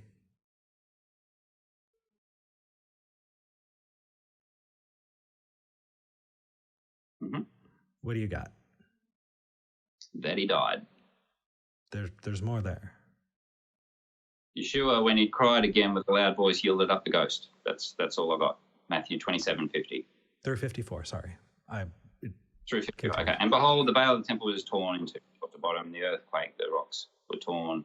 Graves were opened. Many bodies of the saints which slept arose and came out of the graves after his resurrection, went into the holy city and appeared to many. And when the centurion and they that were with him watching Yeshua saw the earthquake and those that were done, they feared greatly, saying, truly this was the Son of God. Right. So we have essentially zombies walking the streets. I would think that outsiders would have written about that. No? That's a pretty big deal. Yeah. Even Flavius Josephus, who was meticulous in his writings, would have at least mentioned it. He talked about when you should be replacing your sandals. The idea that he would miss a zombie uprising sounds kind of silly, doesn't it? Wouldn't that match the test that you're saying that we should be applying? It doesn't prove that Josephus saw. What it actually suggests or proves, if you want to use that term, is that Josephus didn't see it. But it doesn't prove that it didn't happen. It just proves that Josephus didn't see it or didn't get a record of it from somebody else. Now, the ones who wanted to disprove it were the Pharisees. They wanted absolutely to quell this religious uprising, get their control back. And so much so that they put a Roman guard outside the tomb. It would have been very, very simple to disprove it all by going 3 days later, or in actually from what I've studied of the three synoptic verses, John, that it was just overnight. But let's grant the 3 days and 3 nights, which I think is unbiblical, but anyway. All it would have taken was for them to go and show people the body. Let the Roman guards stay there, 3 days, 3 nights pass, or overnight, as I believe it actually was, go in and say, look, there he is. See, he's still dead. Disproven, case disproven. But what we have in the Mishnah, which was written around 200, so we're talking temporarily pretty close. We have in Sanhedrin 106b and Gideon 57a talking about Balaam, that he was raised by incantations and made himself alive in the name of God. Now, it's talking about Balaam, but you go to the JewishEncyclopedia.com and it says that in these two passages, this Balaam is Jesus. So you've got the enemies who want to disprove it, saying it happened. Now, they're not saying that he's the Son of God and all of these claims that are in the Scriptures. But the enemies, the ones who wanted to disprove it, actually proved it by what they wrote. No, hang on, let me reword that. What they did was suggest one of two things. They didn't prove that he was resurrected. What they proved was that he was either resurrected or the body was stolen. And that's the story that they end up telling it's recorded that they told the guard, say his body was stolen. If the governor gets angry, we'll pay him off. Don't worry about it. So, but it proves one of those two things happened. Either the body was stolen or the body was risen. Now, if the body was stolen, hold on. Bunch of... I believe that's a false dichotomy. Okay. If the body was there, why didn't they simply go and say, guys, the body's here, and then record it? But instead, in the Mishnah, they say that he was raised by incantations and made himself alive in the name of God. Because I can point to the Iliad and say that there are a lot of claims in there that characters that were written in that story did. Now, do we have evidence of Jesus? No. We have evidence. We can talk about of itinerant rabbis, right around that time. We could talk about civil unrest. We could definitely talk about those things, but the assumption that Jesus lived, walked on water, and did all of those things, I think, is one that I would not grant in a million years until some evidence was provided. But the funny thing is, you're granting it by saying here's an absence of evidence, which is throwing falsifiability out the window. What I'm doing, I'm not making the false positive mistake. So before we talked about the false negative mistake that I think you're making, I'm not making the false positive mistake by saying, see this is irrefutable evidence. What I'm saying is it doesn't disprove it because the enemies, the very ones who wanted to disprove it, actually claim that something like this happened. And all they had to do was say that it didn't. All they had to do was wait 3 days and go and show the body. So it's not in the medical testing scenario, it's not a proof that this is a true positive. But what it is suggestion towards that. And what you do then this is where Fagin's nomogram comes in. You assess it against the likelihood ratio and you get a post-test probability. So pre-test probability deals with the likelihood of it being a true positive versus the likelihood of it being a false positive, and the likelihood of it being a true negative versus the likelihood of it being a false negative. And it compares these things. So this is dealing with, what you've said, I want to believe as many true things and as few false things as possible. That's pre-test probability. We then get the results of the test. We run it through the likelihood ratio. How likely is this to happen? Now, in terms of what we're talking about, you could say how many assumptions are made. The less assumptions are made, the more likely. Fantastic. The more assumptions that are made, the less likely. Okay, and then you get a post-test probability. Okay. How likely is this? And it doesn't prove it, because you don't get 100% on the post-test probability. Well, you can't get 100% on anything when you're talking about anecdotal, all of that. But I think that you're breaking your own rules. I think that internally this is inconsistent. And I can give you an example. There are a number of cults whose adherents believed until death that they witnessed miracles by their cult leader. Yeah. That is an entirely unremarkable claim. So,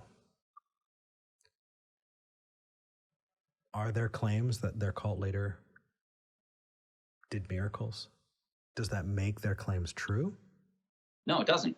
And that would be the false positive mistake. So then let's apply that to Matthew, Mark, Luke, and John. Yes. Is it more likely that the events that were written down in those books, is it more likely that that happened, or that they were written, I'll even give you honestly, by somebody who was doing their best to recount something that happened that they genuinely saw? I think that even if I'm being the most generous here, and I really do feel like I'm being generous by saying that I'm ascribing intentions to authors I have no idea who they were, right? Which is just wrong. But just to be good here, I'm ascribing intentions. That still doesn't mean that they happened. So that would be a false positive. Exactly. Right. So why do you accept it?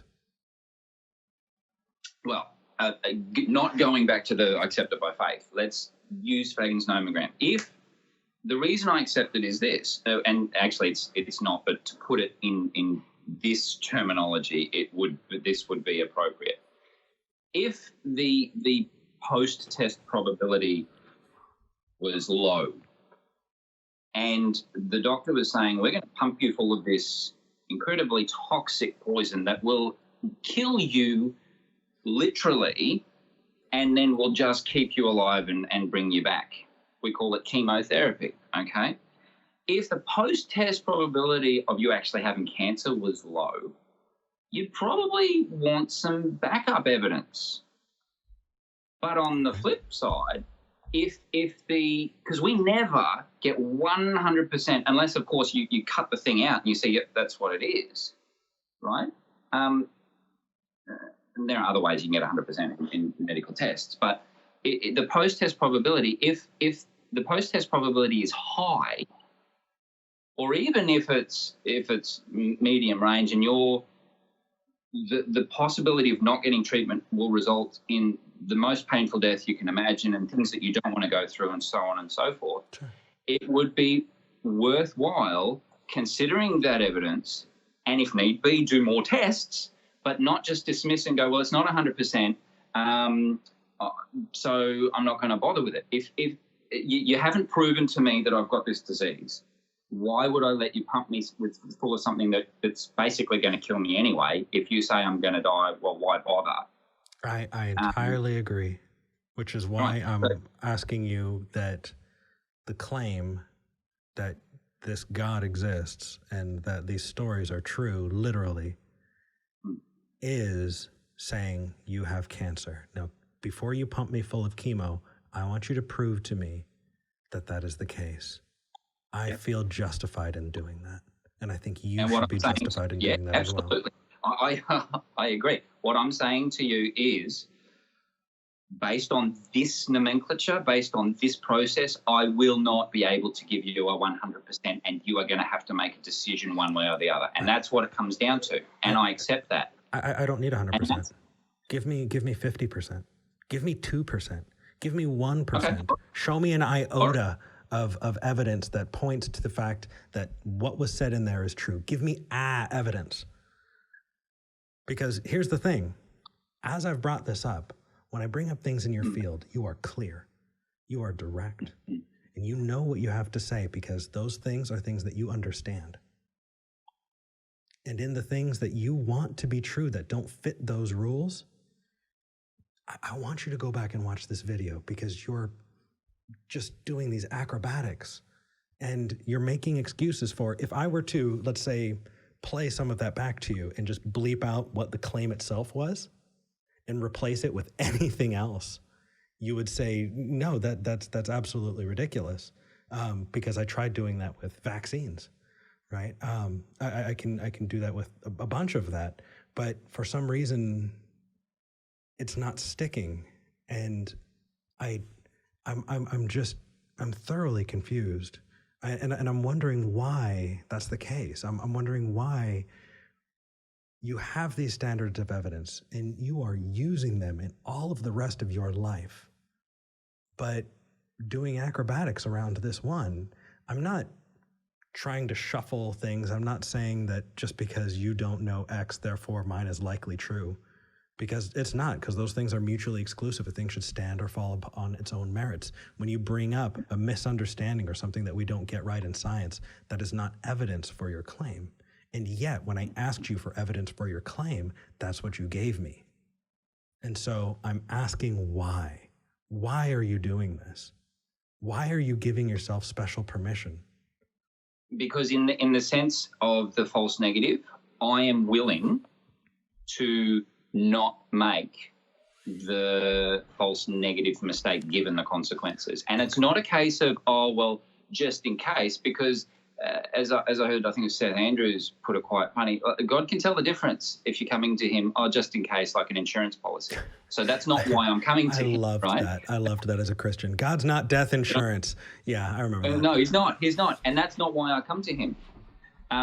But to use the nomenclature, the terminology that we've been using with regards to pre-test and post-test probability and likelihood ratios, to use that analogy to try to discuss with you, that's what I would say. I'm not wanting to base the possibility, I could be wrong, on the fact that there's some maybe false negative in there. I would rather have the chemo and not have cancer than not get the chemo and die. And that's the choice that I've made. Okay. Right? That is fantastic. Let's go with that. If that were the case, then you should believe in every religion. Then I should. Yeah. If that's the case, well, see, if that's your standard, then you should be a Muslim. You should also be you believe in the Egyptian gods. You should believe in the Norse gods, the Greek gods, the Roman gods. You should believe in the unknown gods that could have possibly been believed before, and everything that could possibly be made up after, just in case, because you don't want to make that false assumption. Guess what? Because we're going to go somewhere here that you probably had no idea we're going to go. I actually believe in those gods, and that's why I don't do Christmas. And I believe that according to the scriptures, Christmas is idolatry. Idolaters will enter the lake of fire, and it's provable from Scripture. So really, if you ever have a discussion with a Christian who keeps Christmas and you're trying to get them to see something, if they are being inconsistent with what they claim they believe, you're never going to get them to see anything until they realize their own hypocrisy. Okay. This is the indoctrination thing I was talking about before. I can show you I'm not indoctrinated. I've just never seen somebody double down on Pascal's wager before. That's amazing. You've accepted Pascal's wager in its entirety, and I'm flabbergasted. I really? He froze. Why? This is such a good moment. Closing. Calling him again. We're doing this. We need to talk to him. We need this in our lives. Oh my gosh. I'm so happy right now. How does the world work like this? I'm amazed. I feel like I could just make a show entirely this. Just talking about this. And what I adore is that talking to him before, he's been incredibly honest in all of this. He really does care. Hello. am there. Are you there? Were you there? We're there. Yeah, I'm here. Sorry. It's a refutation that's been brought up by another Australian apologist. Were you there? Were you there? You don't know. You don't know. You can't know. Therefore, I'm possibly likely. But Pascal's wager. Do you know Pascal's wager? I'm sure you do. If not, I can tell you. It's Remind me again. Sure. So Pascal's wager. Same page. Absolutely. So Pascal brought it up in you have four choices, right? To believe, to not believe, true or false, right? It follows yours. Your example. It's you could either believe in it's true, believe in it's false, not believe in it's true, and not believe in it's false, right? You have these four options, and two of them don't really matter. That is, if you believe it's true and it turns out not to be the case, then you die. And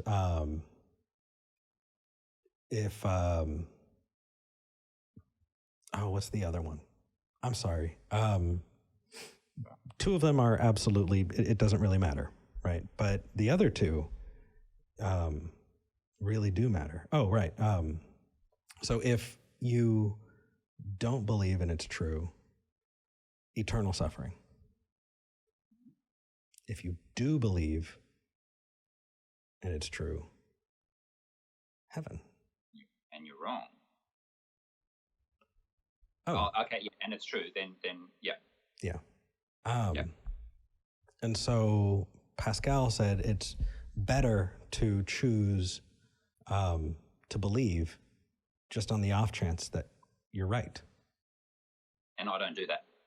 That's what I tried to say before. He's not my insurance policy. Okay, so why? It sounds like you said that you're a Muslim as well as a ufologist and a Bigfootist.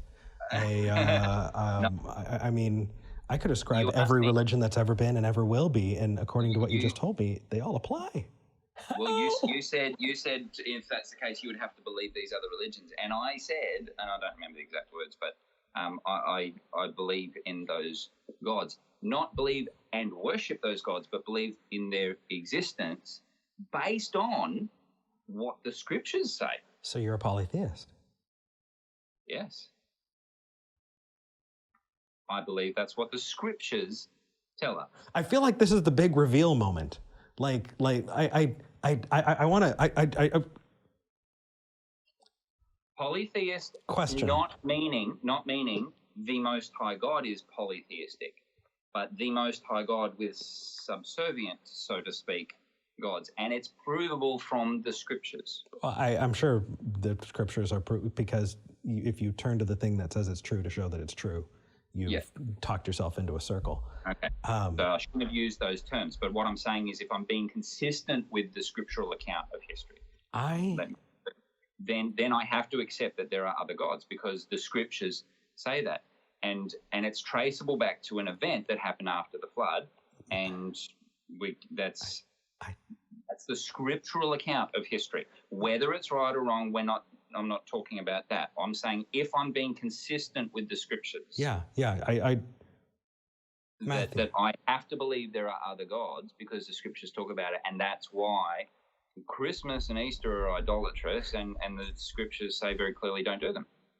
I need you to understand that people will email me. And they will say, Eric, you brought on a Poe. A what? A Poe.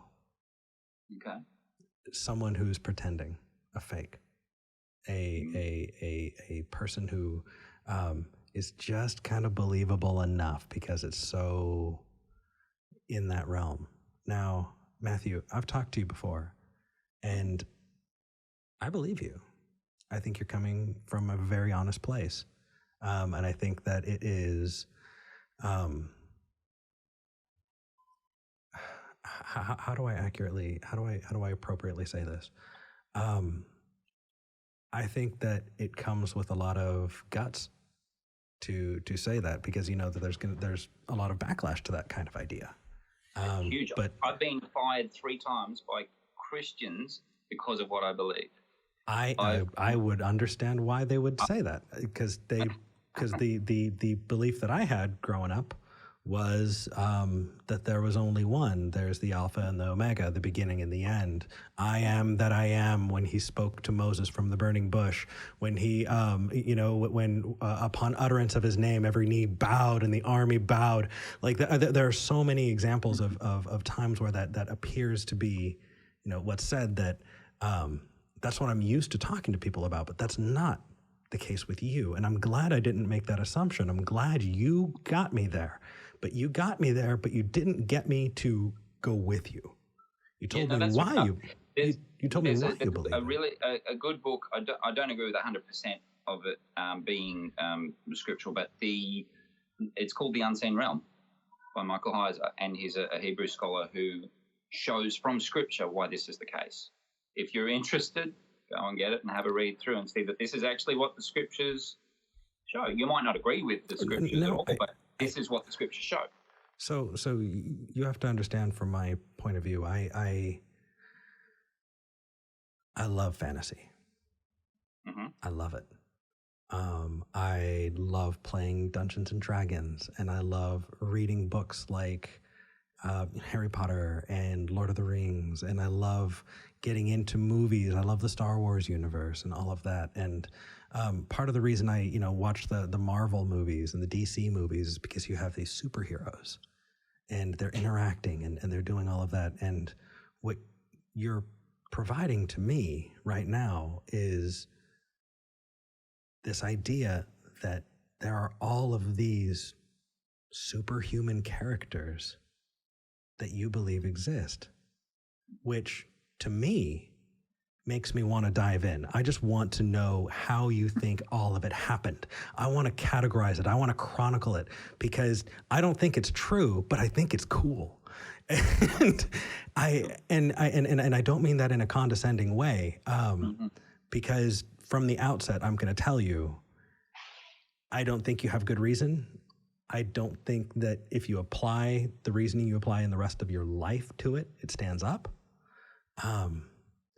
But I live to meet people like you. It's why I put up with so many angry people, is because it's purely because there are people who have different reasonings for things. There are people who have different epistemic, routes that they take. And you had to take a definitely different epistemic route than me to get to where you are. Now, the question is it justifiable? And I think that in this conversation, you've agreed that it's not, but you'll do it anyway. And I think that that's an impasse. And unfortunately, while I want to know more about your world, while I want to know more about the universe that you're in, I no longer think that it's comporting with reality in a way that is actionable or usable other than for entertainment. And I will not exploit you. You're a decent human being. You are, you seem like an awesome father. You seem like an awesome husband. You're smart when you're talking about epistemic justifications across the board, except for this one. And I challenge you to continue to do that, because I'm going to watch this over again and again and again. I do it for all of them. It drove me nuts. I got a giant headache from watching the one last week because of the echo that Dean had. And if it turns out that you've got an echo, I'm just going to cry. But the fact is, you took the shot and you wanted to put that out there. And for that, I want to say thank you. You're welcome. But you've actually not given me the shot that I wanted to make, because we kept getting off on tangents. And there was one piece of science that I wanted to talk about in terms of self-replicating molecules and DNA. Is it different than 5 minutes on that? Okay. Is it different than saying science got this wrong, therefore there's room for my possibility? Because if that's the case, okay. But it doesn't justify your reasoning. Yeah, no, it's basically let's look at the assumptions and the statistics and the numbers. That's all and then leave it with you and your audience. I have talked over you a bunch. I think the least I can do is let you get that out. Go for it, man. All right, cool. So I'll start with a question. Do you think there are any self-replicating molecules? Or more precisely, do you think RNA and DNA are self-replicating molecules? More precisely. People are going to kick my butt for this. But at the moment, I don't know. I think I would need to look it up to give you an honest answer. Okay. Well, they're not. They need ribosomes to replicate them. Now, ribosomes are made up of two subunits, okay? They kind of come together and sandwich over the RNA strand or the DNA strand and work from. Now, let's just apply some stats to this sort of stuff, okay? And I'm not going to go into God or anything like that. I'm just applying stats to DNA and ribosomes, and I will grant the time from the Big Bang, okay? So if there are 40 now do the maths with me, okay? It might take some time, but do the math. There are around 40 billion Earth-sized planets orbiting stars like ours in the habitable zone just in our galaxy. Okay. We know that from what we've observed, 100 to 200 billion galaxies in the universe. Okay. So that is, if each other galaxy has the same number of, approximately the same number of habitable planets as our galaxy, that's 8 by 10 to the 21 possible life-sustaining planets. That's a lot of life-sustaining planets, right? Sure. That's a big number. Okay. So let's look at amino acids and ribosomes, because amino acids are you might understand this, you might not, your audience might, they might not. I'll explain it anyway. You've got RNA and or DNA. They have a code based on base pairs. These 4 different base pairs. ACTG, right? Right. The ribosome comes along, sandwiches over, and based on a reading of 3 of those base pairs, it will match up to a certain amino acid. So it takes 3 base pairs to create to lock into an amino acid. Then the ribosome moves on, and it happens again, and then that second amino acid attaches to the first. And this keeps going. Now, you might have a sequence that results in, only a half a dozen or so amino acids linked together. You might have one that has hundreds linked together. And what happens because of the atomic forces within those amino acids, it folds in a specific 3D structure, and it's that specific 3D structure that gives it its function, lock and key. Okay. Now, the ribosome itself is made up of RNA and proteins. And you need it to copy the RNA or DNA, okay? Now, the average size of a ribosome, it's about 20 nanometers, and this is a prokaryotic, not a eukaryotic. So we're talking, if we're dealing with the evolutionary model, the first cells, okay, they're about 20 nanometers across. So in terms of floor space on the planet, that's about 400 square nanometers of real estate. Right. Okay, it doesn't take up much. If the surface area of the planet's 510 million square kilometers approximately, and we'll include the water because, according to the evolutionary model, that's where it began. But we'll include the land because that could have been where it happened previously if there was water there. So if we consider there are, I did these maths before, so I could just read through it quickly. Yeah, go for it. What needs to happen is you need to have the RNA/DNA at the same place at the same time as the ribosome for it to replicate, and then for the process of the evolutionary origins of life to even begin. You can't start unless that happens. They have to be at the same place at the same time. Okay? Now, let's say from the time that actually, I'll go back.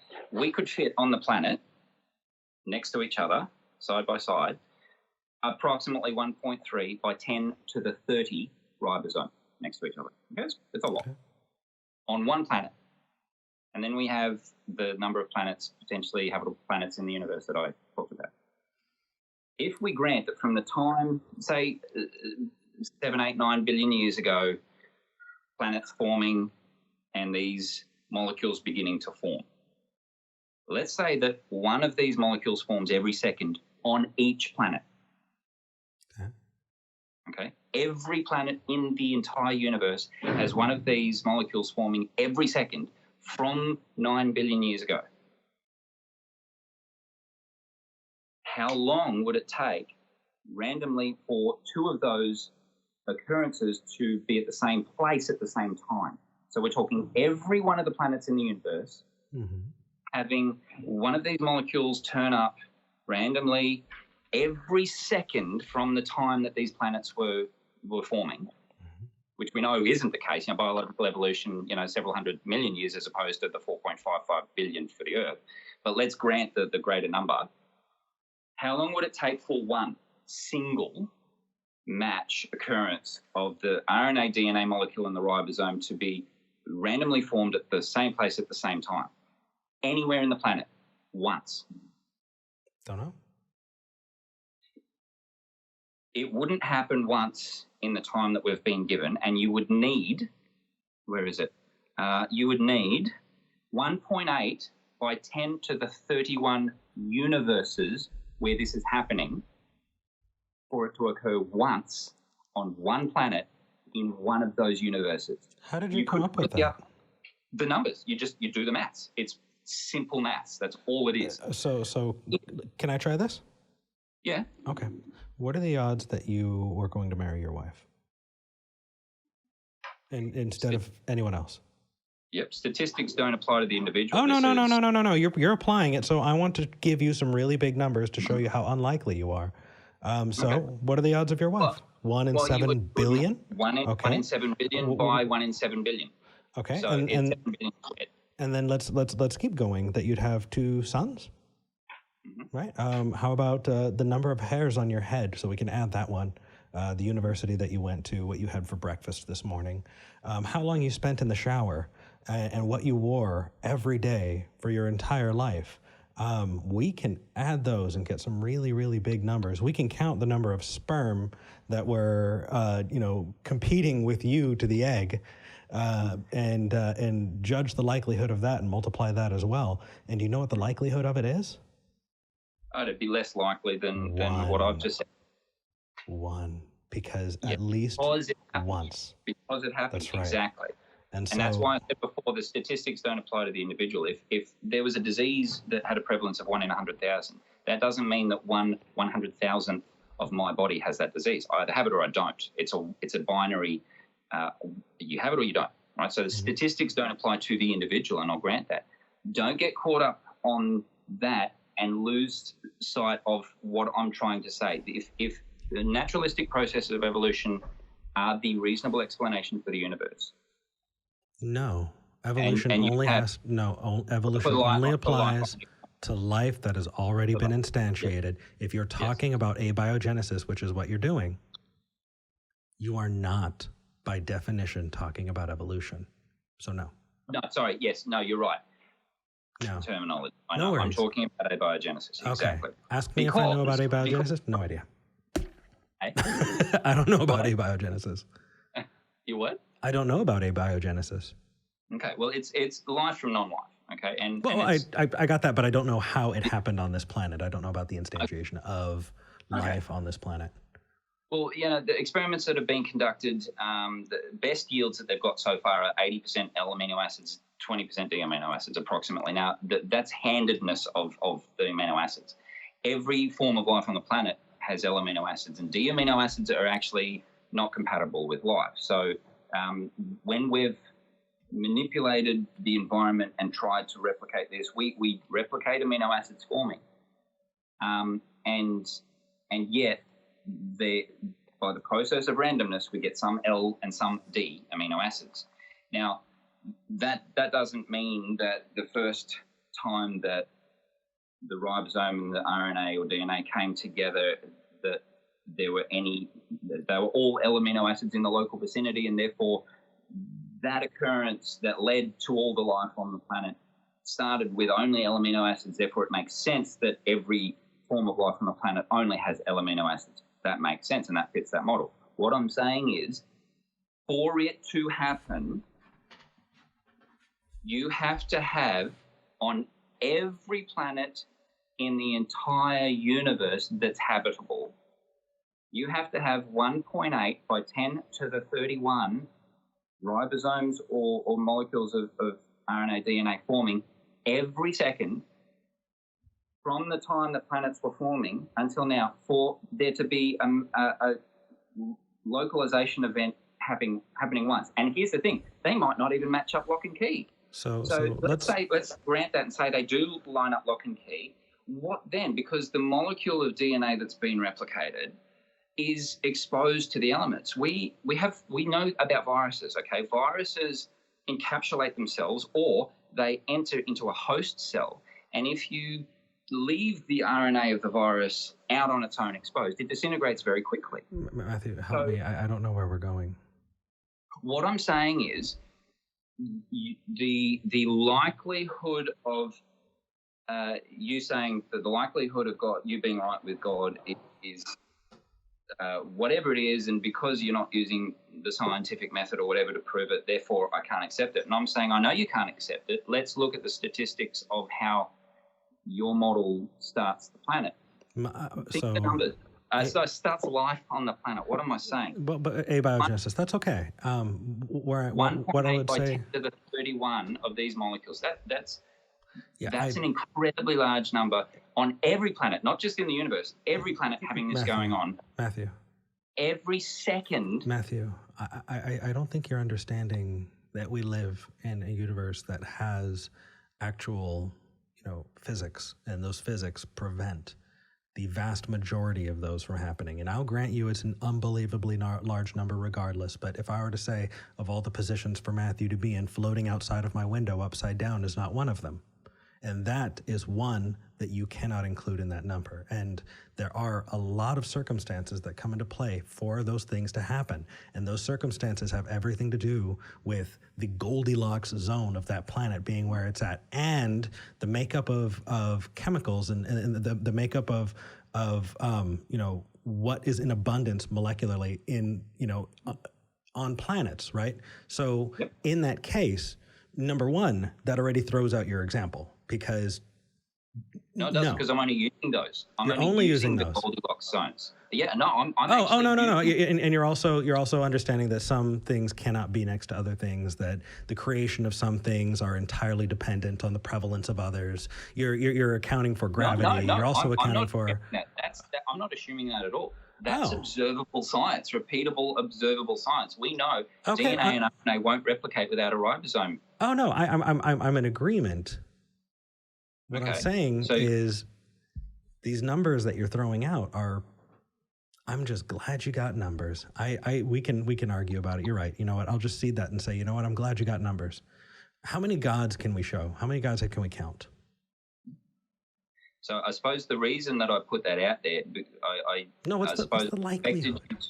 I expected you to not take that as, okay, well, maybe there's a chance that this didn't happen because the chances are so small. I expected you to not do that. But if there's somebody out there listening who goes, you know what, this is stupid to think that this would happen. The chances are so small. Okay. Really? So does that evidence for the other conclusion? If there's one listener out there who gets the fact that the assumptions within this model are greater than the assumptions in mine. Really? And they're questioning, yep. Okay. What if I showed you that your assumption was infinitely great? Then no matter how big my number is, yours would be bigger, right? Yeah, absolutely. But you can't show that it's infinitely great. Yes, I can. Yes, I absolutely can. No, you can't. Sure. Does your God have any infinite abilities? Does your God maximally powerful? Does your God able to create universes? Is your God able to do all of those things? Because if they're able to do all of those things, then you have a plethora of infinites to draw from that have never been shown, that have never been tested, and that there's never been a way to go, you know what, that's actually a thing that exists, and it is more likely that you're floating outside of my window upside down, because at least I can see you. The fact is, there's no evidence of any of those things. And so while infinitely small the number you give, it is still infinitely larger than the claim that you're making. And see, I would disagree based on the assumptions of both claims. And this is where I don't think you see your own bias. I don't do. think you see the fact that you've got a false negative mindset about my null hypothesis.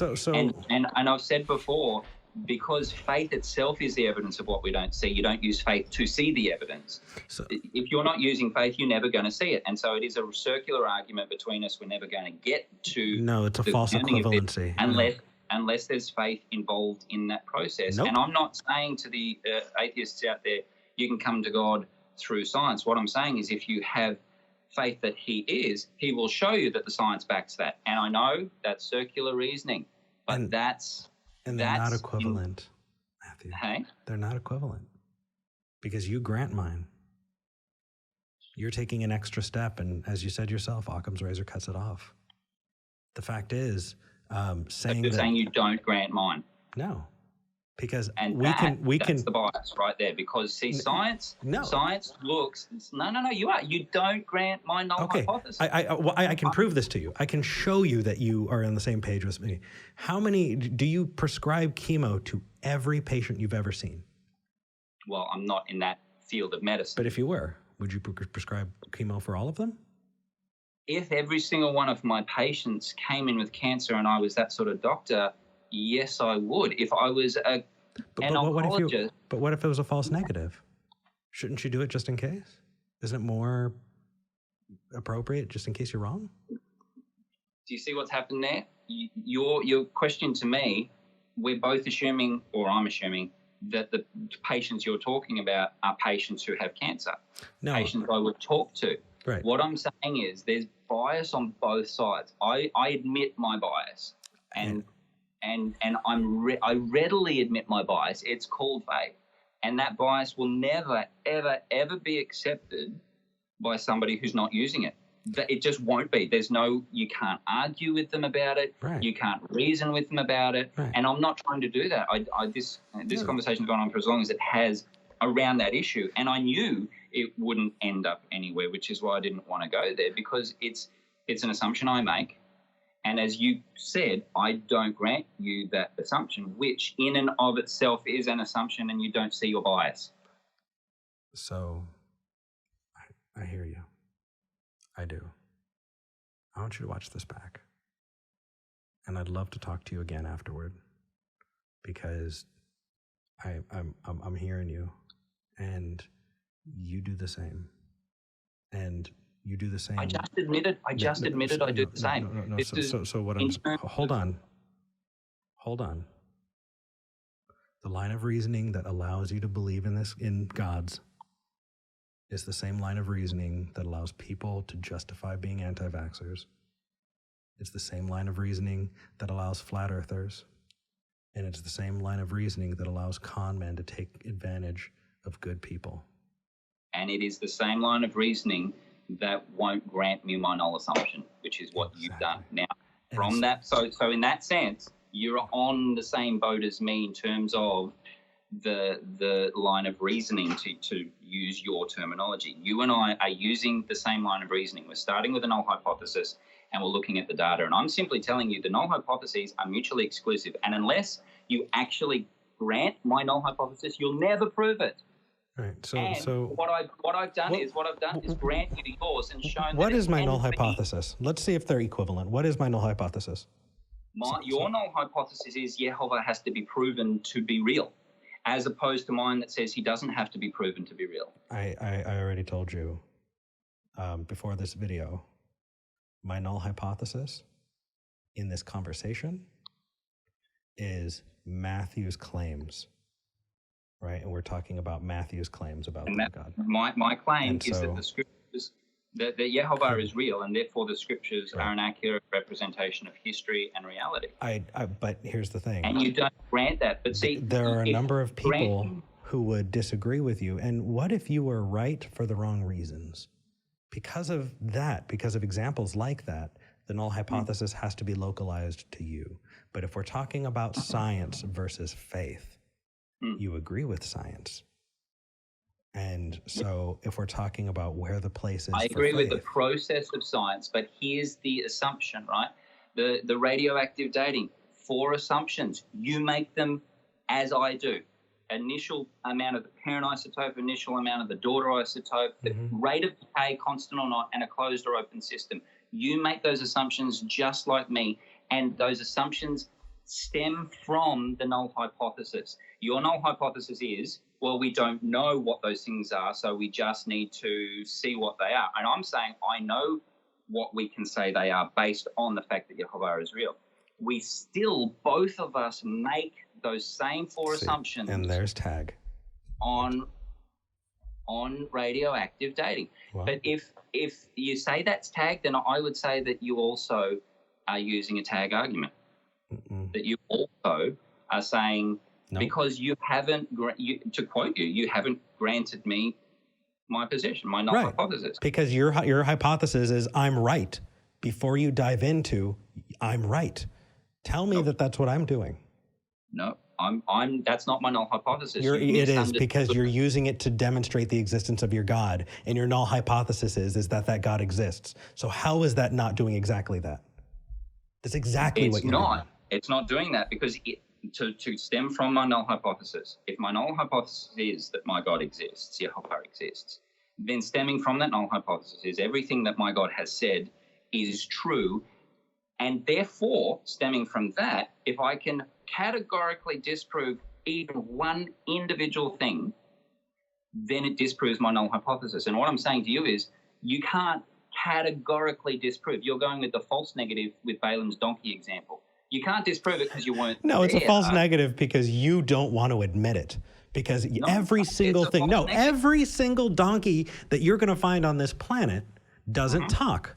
The fact that I wasn't there means that it was it means that you're assuming that physics and the way we understand the universe took a lunch break. No, what I'm assuming is that what's written in the scriptures is correct when it says Yehovah opened the donkey's mouth. And so in that sense, I'm not adding any assumptions to my null. I'm not adding any assumptions because the null says. I agree. Right. So the only assumption, if you agree with that, then you have to admit that I'm only making one assumption. Yehovah is real. You're right. That's the assumption. Whereas your counterposition makes a whole bunch of assumptions. Well, just because we've never seen one does that. Well, you can't be a doctor without making those same assumptions. You can't. I'm sorry, I've lost you. Sure. You need to understand that things work the same way when you study them so that you can make progress. That's how science has got us to medicine, and that is the medicine that you practice. You cannot be a doctor and not accept that the uniformity of nature is how we understand things, that things will work the same tomorrow as they did today when we're talking about the interactions of physics. Yeah. And that is the assumption that we're both at. And so to say they're competing is absolutely wrong because you use that assumption everywhere. So, no. Balaam's donkey is an example. I am not saying donkeys can talk. I'm actually saying donkeys can't talk, and that's what the scripture says. And the only reason it could talk is because something that you can't prove from science made the donkey talk. And so therefore it's not nullifying the laws of science and the what we live and repeat. I agree with you, donkeys don't talk. And therefore, I don't expect to ever find one that talks. But see, my null hypothesis allows for that because my null says he's real, Yehovah is real, and therefore, stemming from that, everything that he said happened. And if he's the one who opened the donkey's mouth, it implies donkeys don't normally talk, which is what you're saying. Donkeys don't normally talk. I agree. That's what the Bible says. Donkeys don't normally talk. So what it comes down to is you and I both have competing worldviews. You and I both have these null hypotheses, whatever terminology you want to apply to these views. We have these views. Well, they are competing because my worldview says known to God if you believe that he is. So your worldview says you can come to God through doubt and questioning and testing and so on and so forth. Nope, that's not what I believe. You're assuming. How would your worldview account for a God? It doesn't, which is why I don't believe.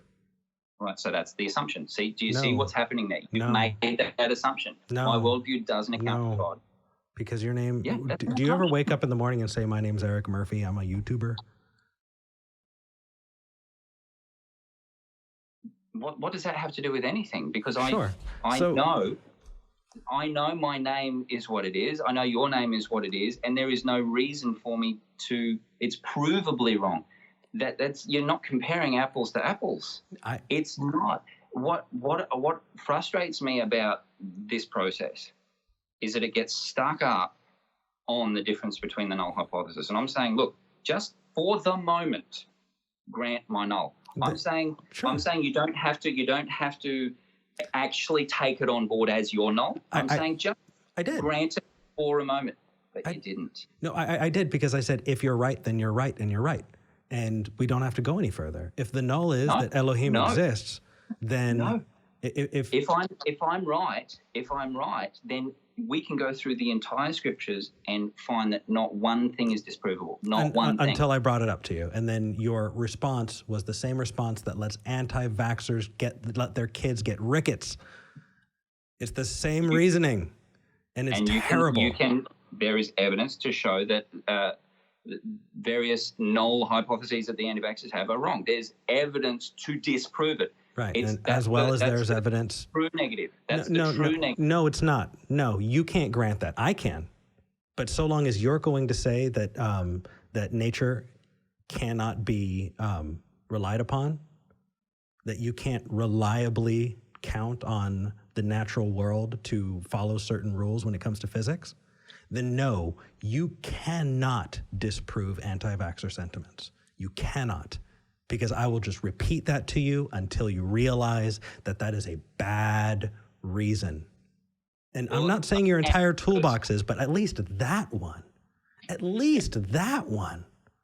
No, the difference being, once I make my null hypothesis, I use the scientific approach to nullify it. If I granted anti-vaxxers their null hypotheses, I could use the scientific approach to get a true negative. What I'm saying to you is you're getting a false negative and thinking it's a true negative because you won't actually approach the null in its entirety. You're changing the null hypothesis. It is falsifiable. If Jehovah is real, not one thing that he said will be disproven. That's a true negative. You might think there's a whole bunch of false negatives. Yeah, true negatives. You might think there's a whole bunch of true negatives. And what I'm saying to you is, you've made it unfalsifiable. They could actually be false negatives. You've made it unfalsifiable. In the same way you've made yours unfalsifiable by saying, I don't grant there's a God. And because the God is the extra assumption, you cannot grant a lot of things, because as soon as you're making the position, the statement, that's what needs to be granted or not granted. So now, you're right, I'm granting that there's a God. If we have a light switch that's not a dimmer, it's on or off. Yeah. If you grant that it's on, by definition, you're granting that it's not off, and vice versa. If you're granting that it's off, you're granting that by definition it's not on. No, I'm not. Yes. No. Yes. Have you heard the gumball analogy? Binary system. Have you heard the gumball analogy? So let's take your light switch and put it in a room that you can't look into. Is it off or on? How about I say it's on? Theoretical physics would say it's both. No, it's either one or the other. You just don't have access to it. No, theoretical physics would say it's box dead or alive. It's both. What you're saying is in quantum observations, it could be both. That's how quantum computers work. That's how quantum computers work. You're conflating, so follow me here. Okay. There's a room. You've never been to it, and you know I've never been to it. And I say, Matthew, the light in that room is on. I know it for a fact. Do you agree with me? In that sense, I wouldn't. So you're saying that it's off, right? You know for a fact that it's off. No, when I say I wouldn't agree with you, what I'm saying is I would say I don't know. Exactly. It could be on. It could be off. Right. So that is my please position. Understand, that's what I'm granting. I'm granting it could be on. You're not granting the same for me. Oh, no, I am. No, you're not, because what I'm saying, if you're saying the light's on, I'm saying the light's off. Well, no, to grant that it could be off, it may not be, but it could be, you have to then follow that line of reasoning to its conclusion. And my light off, so to speak, is that Jehovah is real. And you're not granting that because you're not going with it, because you're putting holes in, well, how do you know that the scriptures are real, and how do you know that donkeys ever talked because we never observed it, and this and that. And what I'm saying is you don't see your own bias. Those are all things that you said. If they were not true, you would have to throw it out. Matthew, what's the smallest seed? But you've never, I don't know. Jesus said it's the mustard seed. No, he said it's the smallest seed of all the trees in the field, but that doesn't mean it's the smallest seed. I would look it up. I'm pretty sure that's what. Pretty sure it's just. Well, I could be wrong. Okay, let's say the mustard seed then. Let's say you're right. Because Okay, if Jesus was wrong about that, does that make the entire Bible not true? Yeah. Okay, look into that. Let's see. I would love to find out. Mustard seed. That'd be a good one.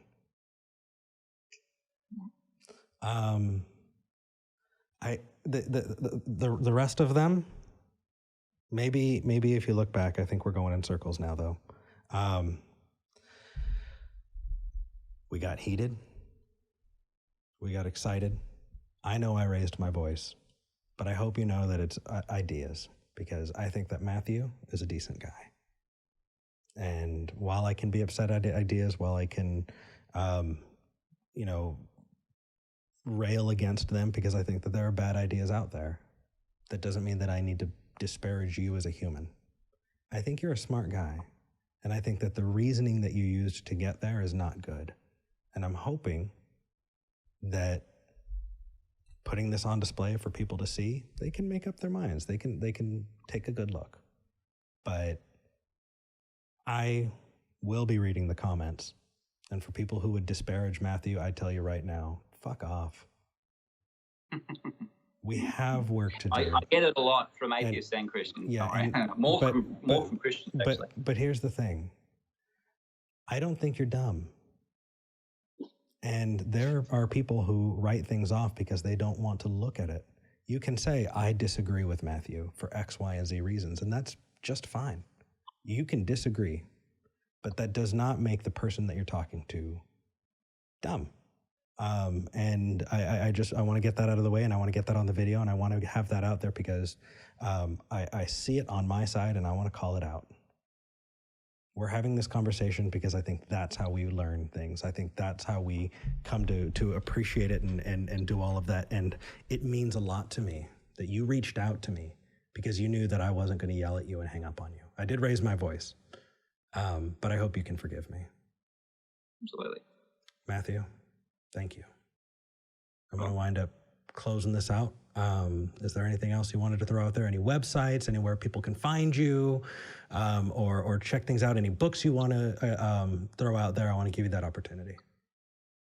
Well, as I said before, the book Unseen Realm sort of discusses the whole polytheism thing in the Bible. I don't agree with everything in it. What I would throw out there is this: if there is somebody, even one person who's listening, who is questioning the possibility of a God and isn't sure how the science can support that view in any way, that the God that they are, if the science will support it, the only science that the only God that it will support is the God of the Bible, and therefore you have to look for him rather than another sort of God or a God of your own mind or of your own making. So if there's even one person who's listening that is unsure and open to the possibility that there is one, well, this God says you can't come to him without believing that he is. So you won't prove to yourself that he exists unless you first start with that. But if you start with that and then look at... Oh, Matthew, I lost you again. That's okay. Suggestions that you make, what I'm going to do is I am going to suggestions that you make, I'm going to put in the description. In the meantime, though, I'm going to finish this up. It's been a long video, and it's going to take a long time to upload. Let me just move this over. There we go. Matthew, thank you for your time. I appreciate it. I appreciate you. And I really do absolutely love investigating and exploring stuff like that, because holy moly, it sounds wild to me. But it's only through giving an honest look at things and explaining things and letting ideas play themselves out and stand or fall on their own merits. That's how we're going to get there. And if you can't do it, then you can come to this channel and watch me. And that's all right. Before I go, I want to thank my patrons, because they are freaking amazing and they're helping me make rent. And for that, I just want to say thank you so much. If you'd like to become a patron, you can go to patreon.com/Eric Murphy. And you could be just like Kathy, Rex, Levi, Girl with the Cane, Billy Drips, Alana, Megan, Ellen, Ray, James, Kristen, Kitty, Nathan, Justin, Matthew, Jenna, and David. Holy moly. Thank you. That's everybody. Thank you. It really does matter. It really does help. In a couple months, I'm going to see if I can jump off and do this full time and be making more content. Stay tuned, because on Monday, I'm going to be going on a Christian channel and doing a debate. I'll be posting about that. Thank you for your time. Thank you for watching. Until next time, do something good in your world. Peace.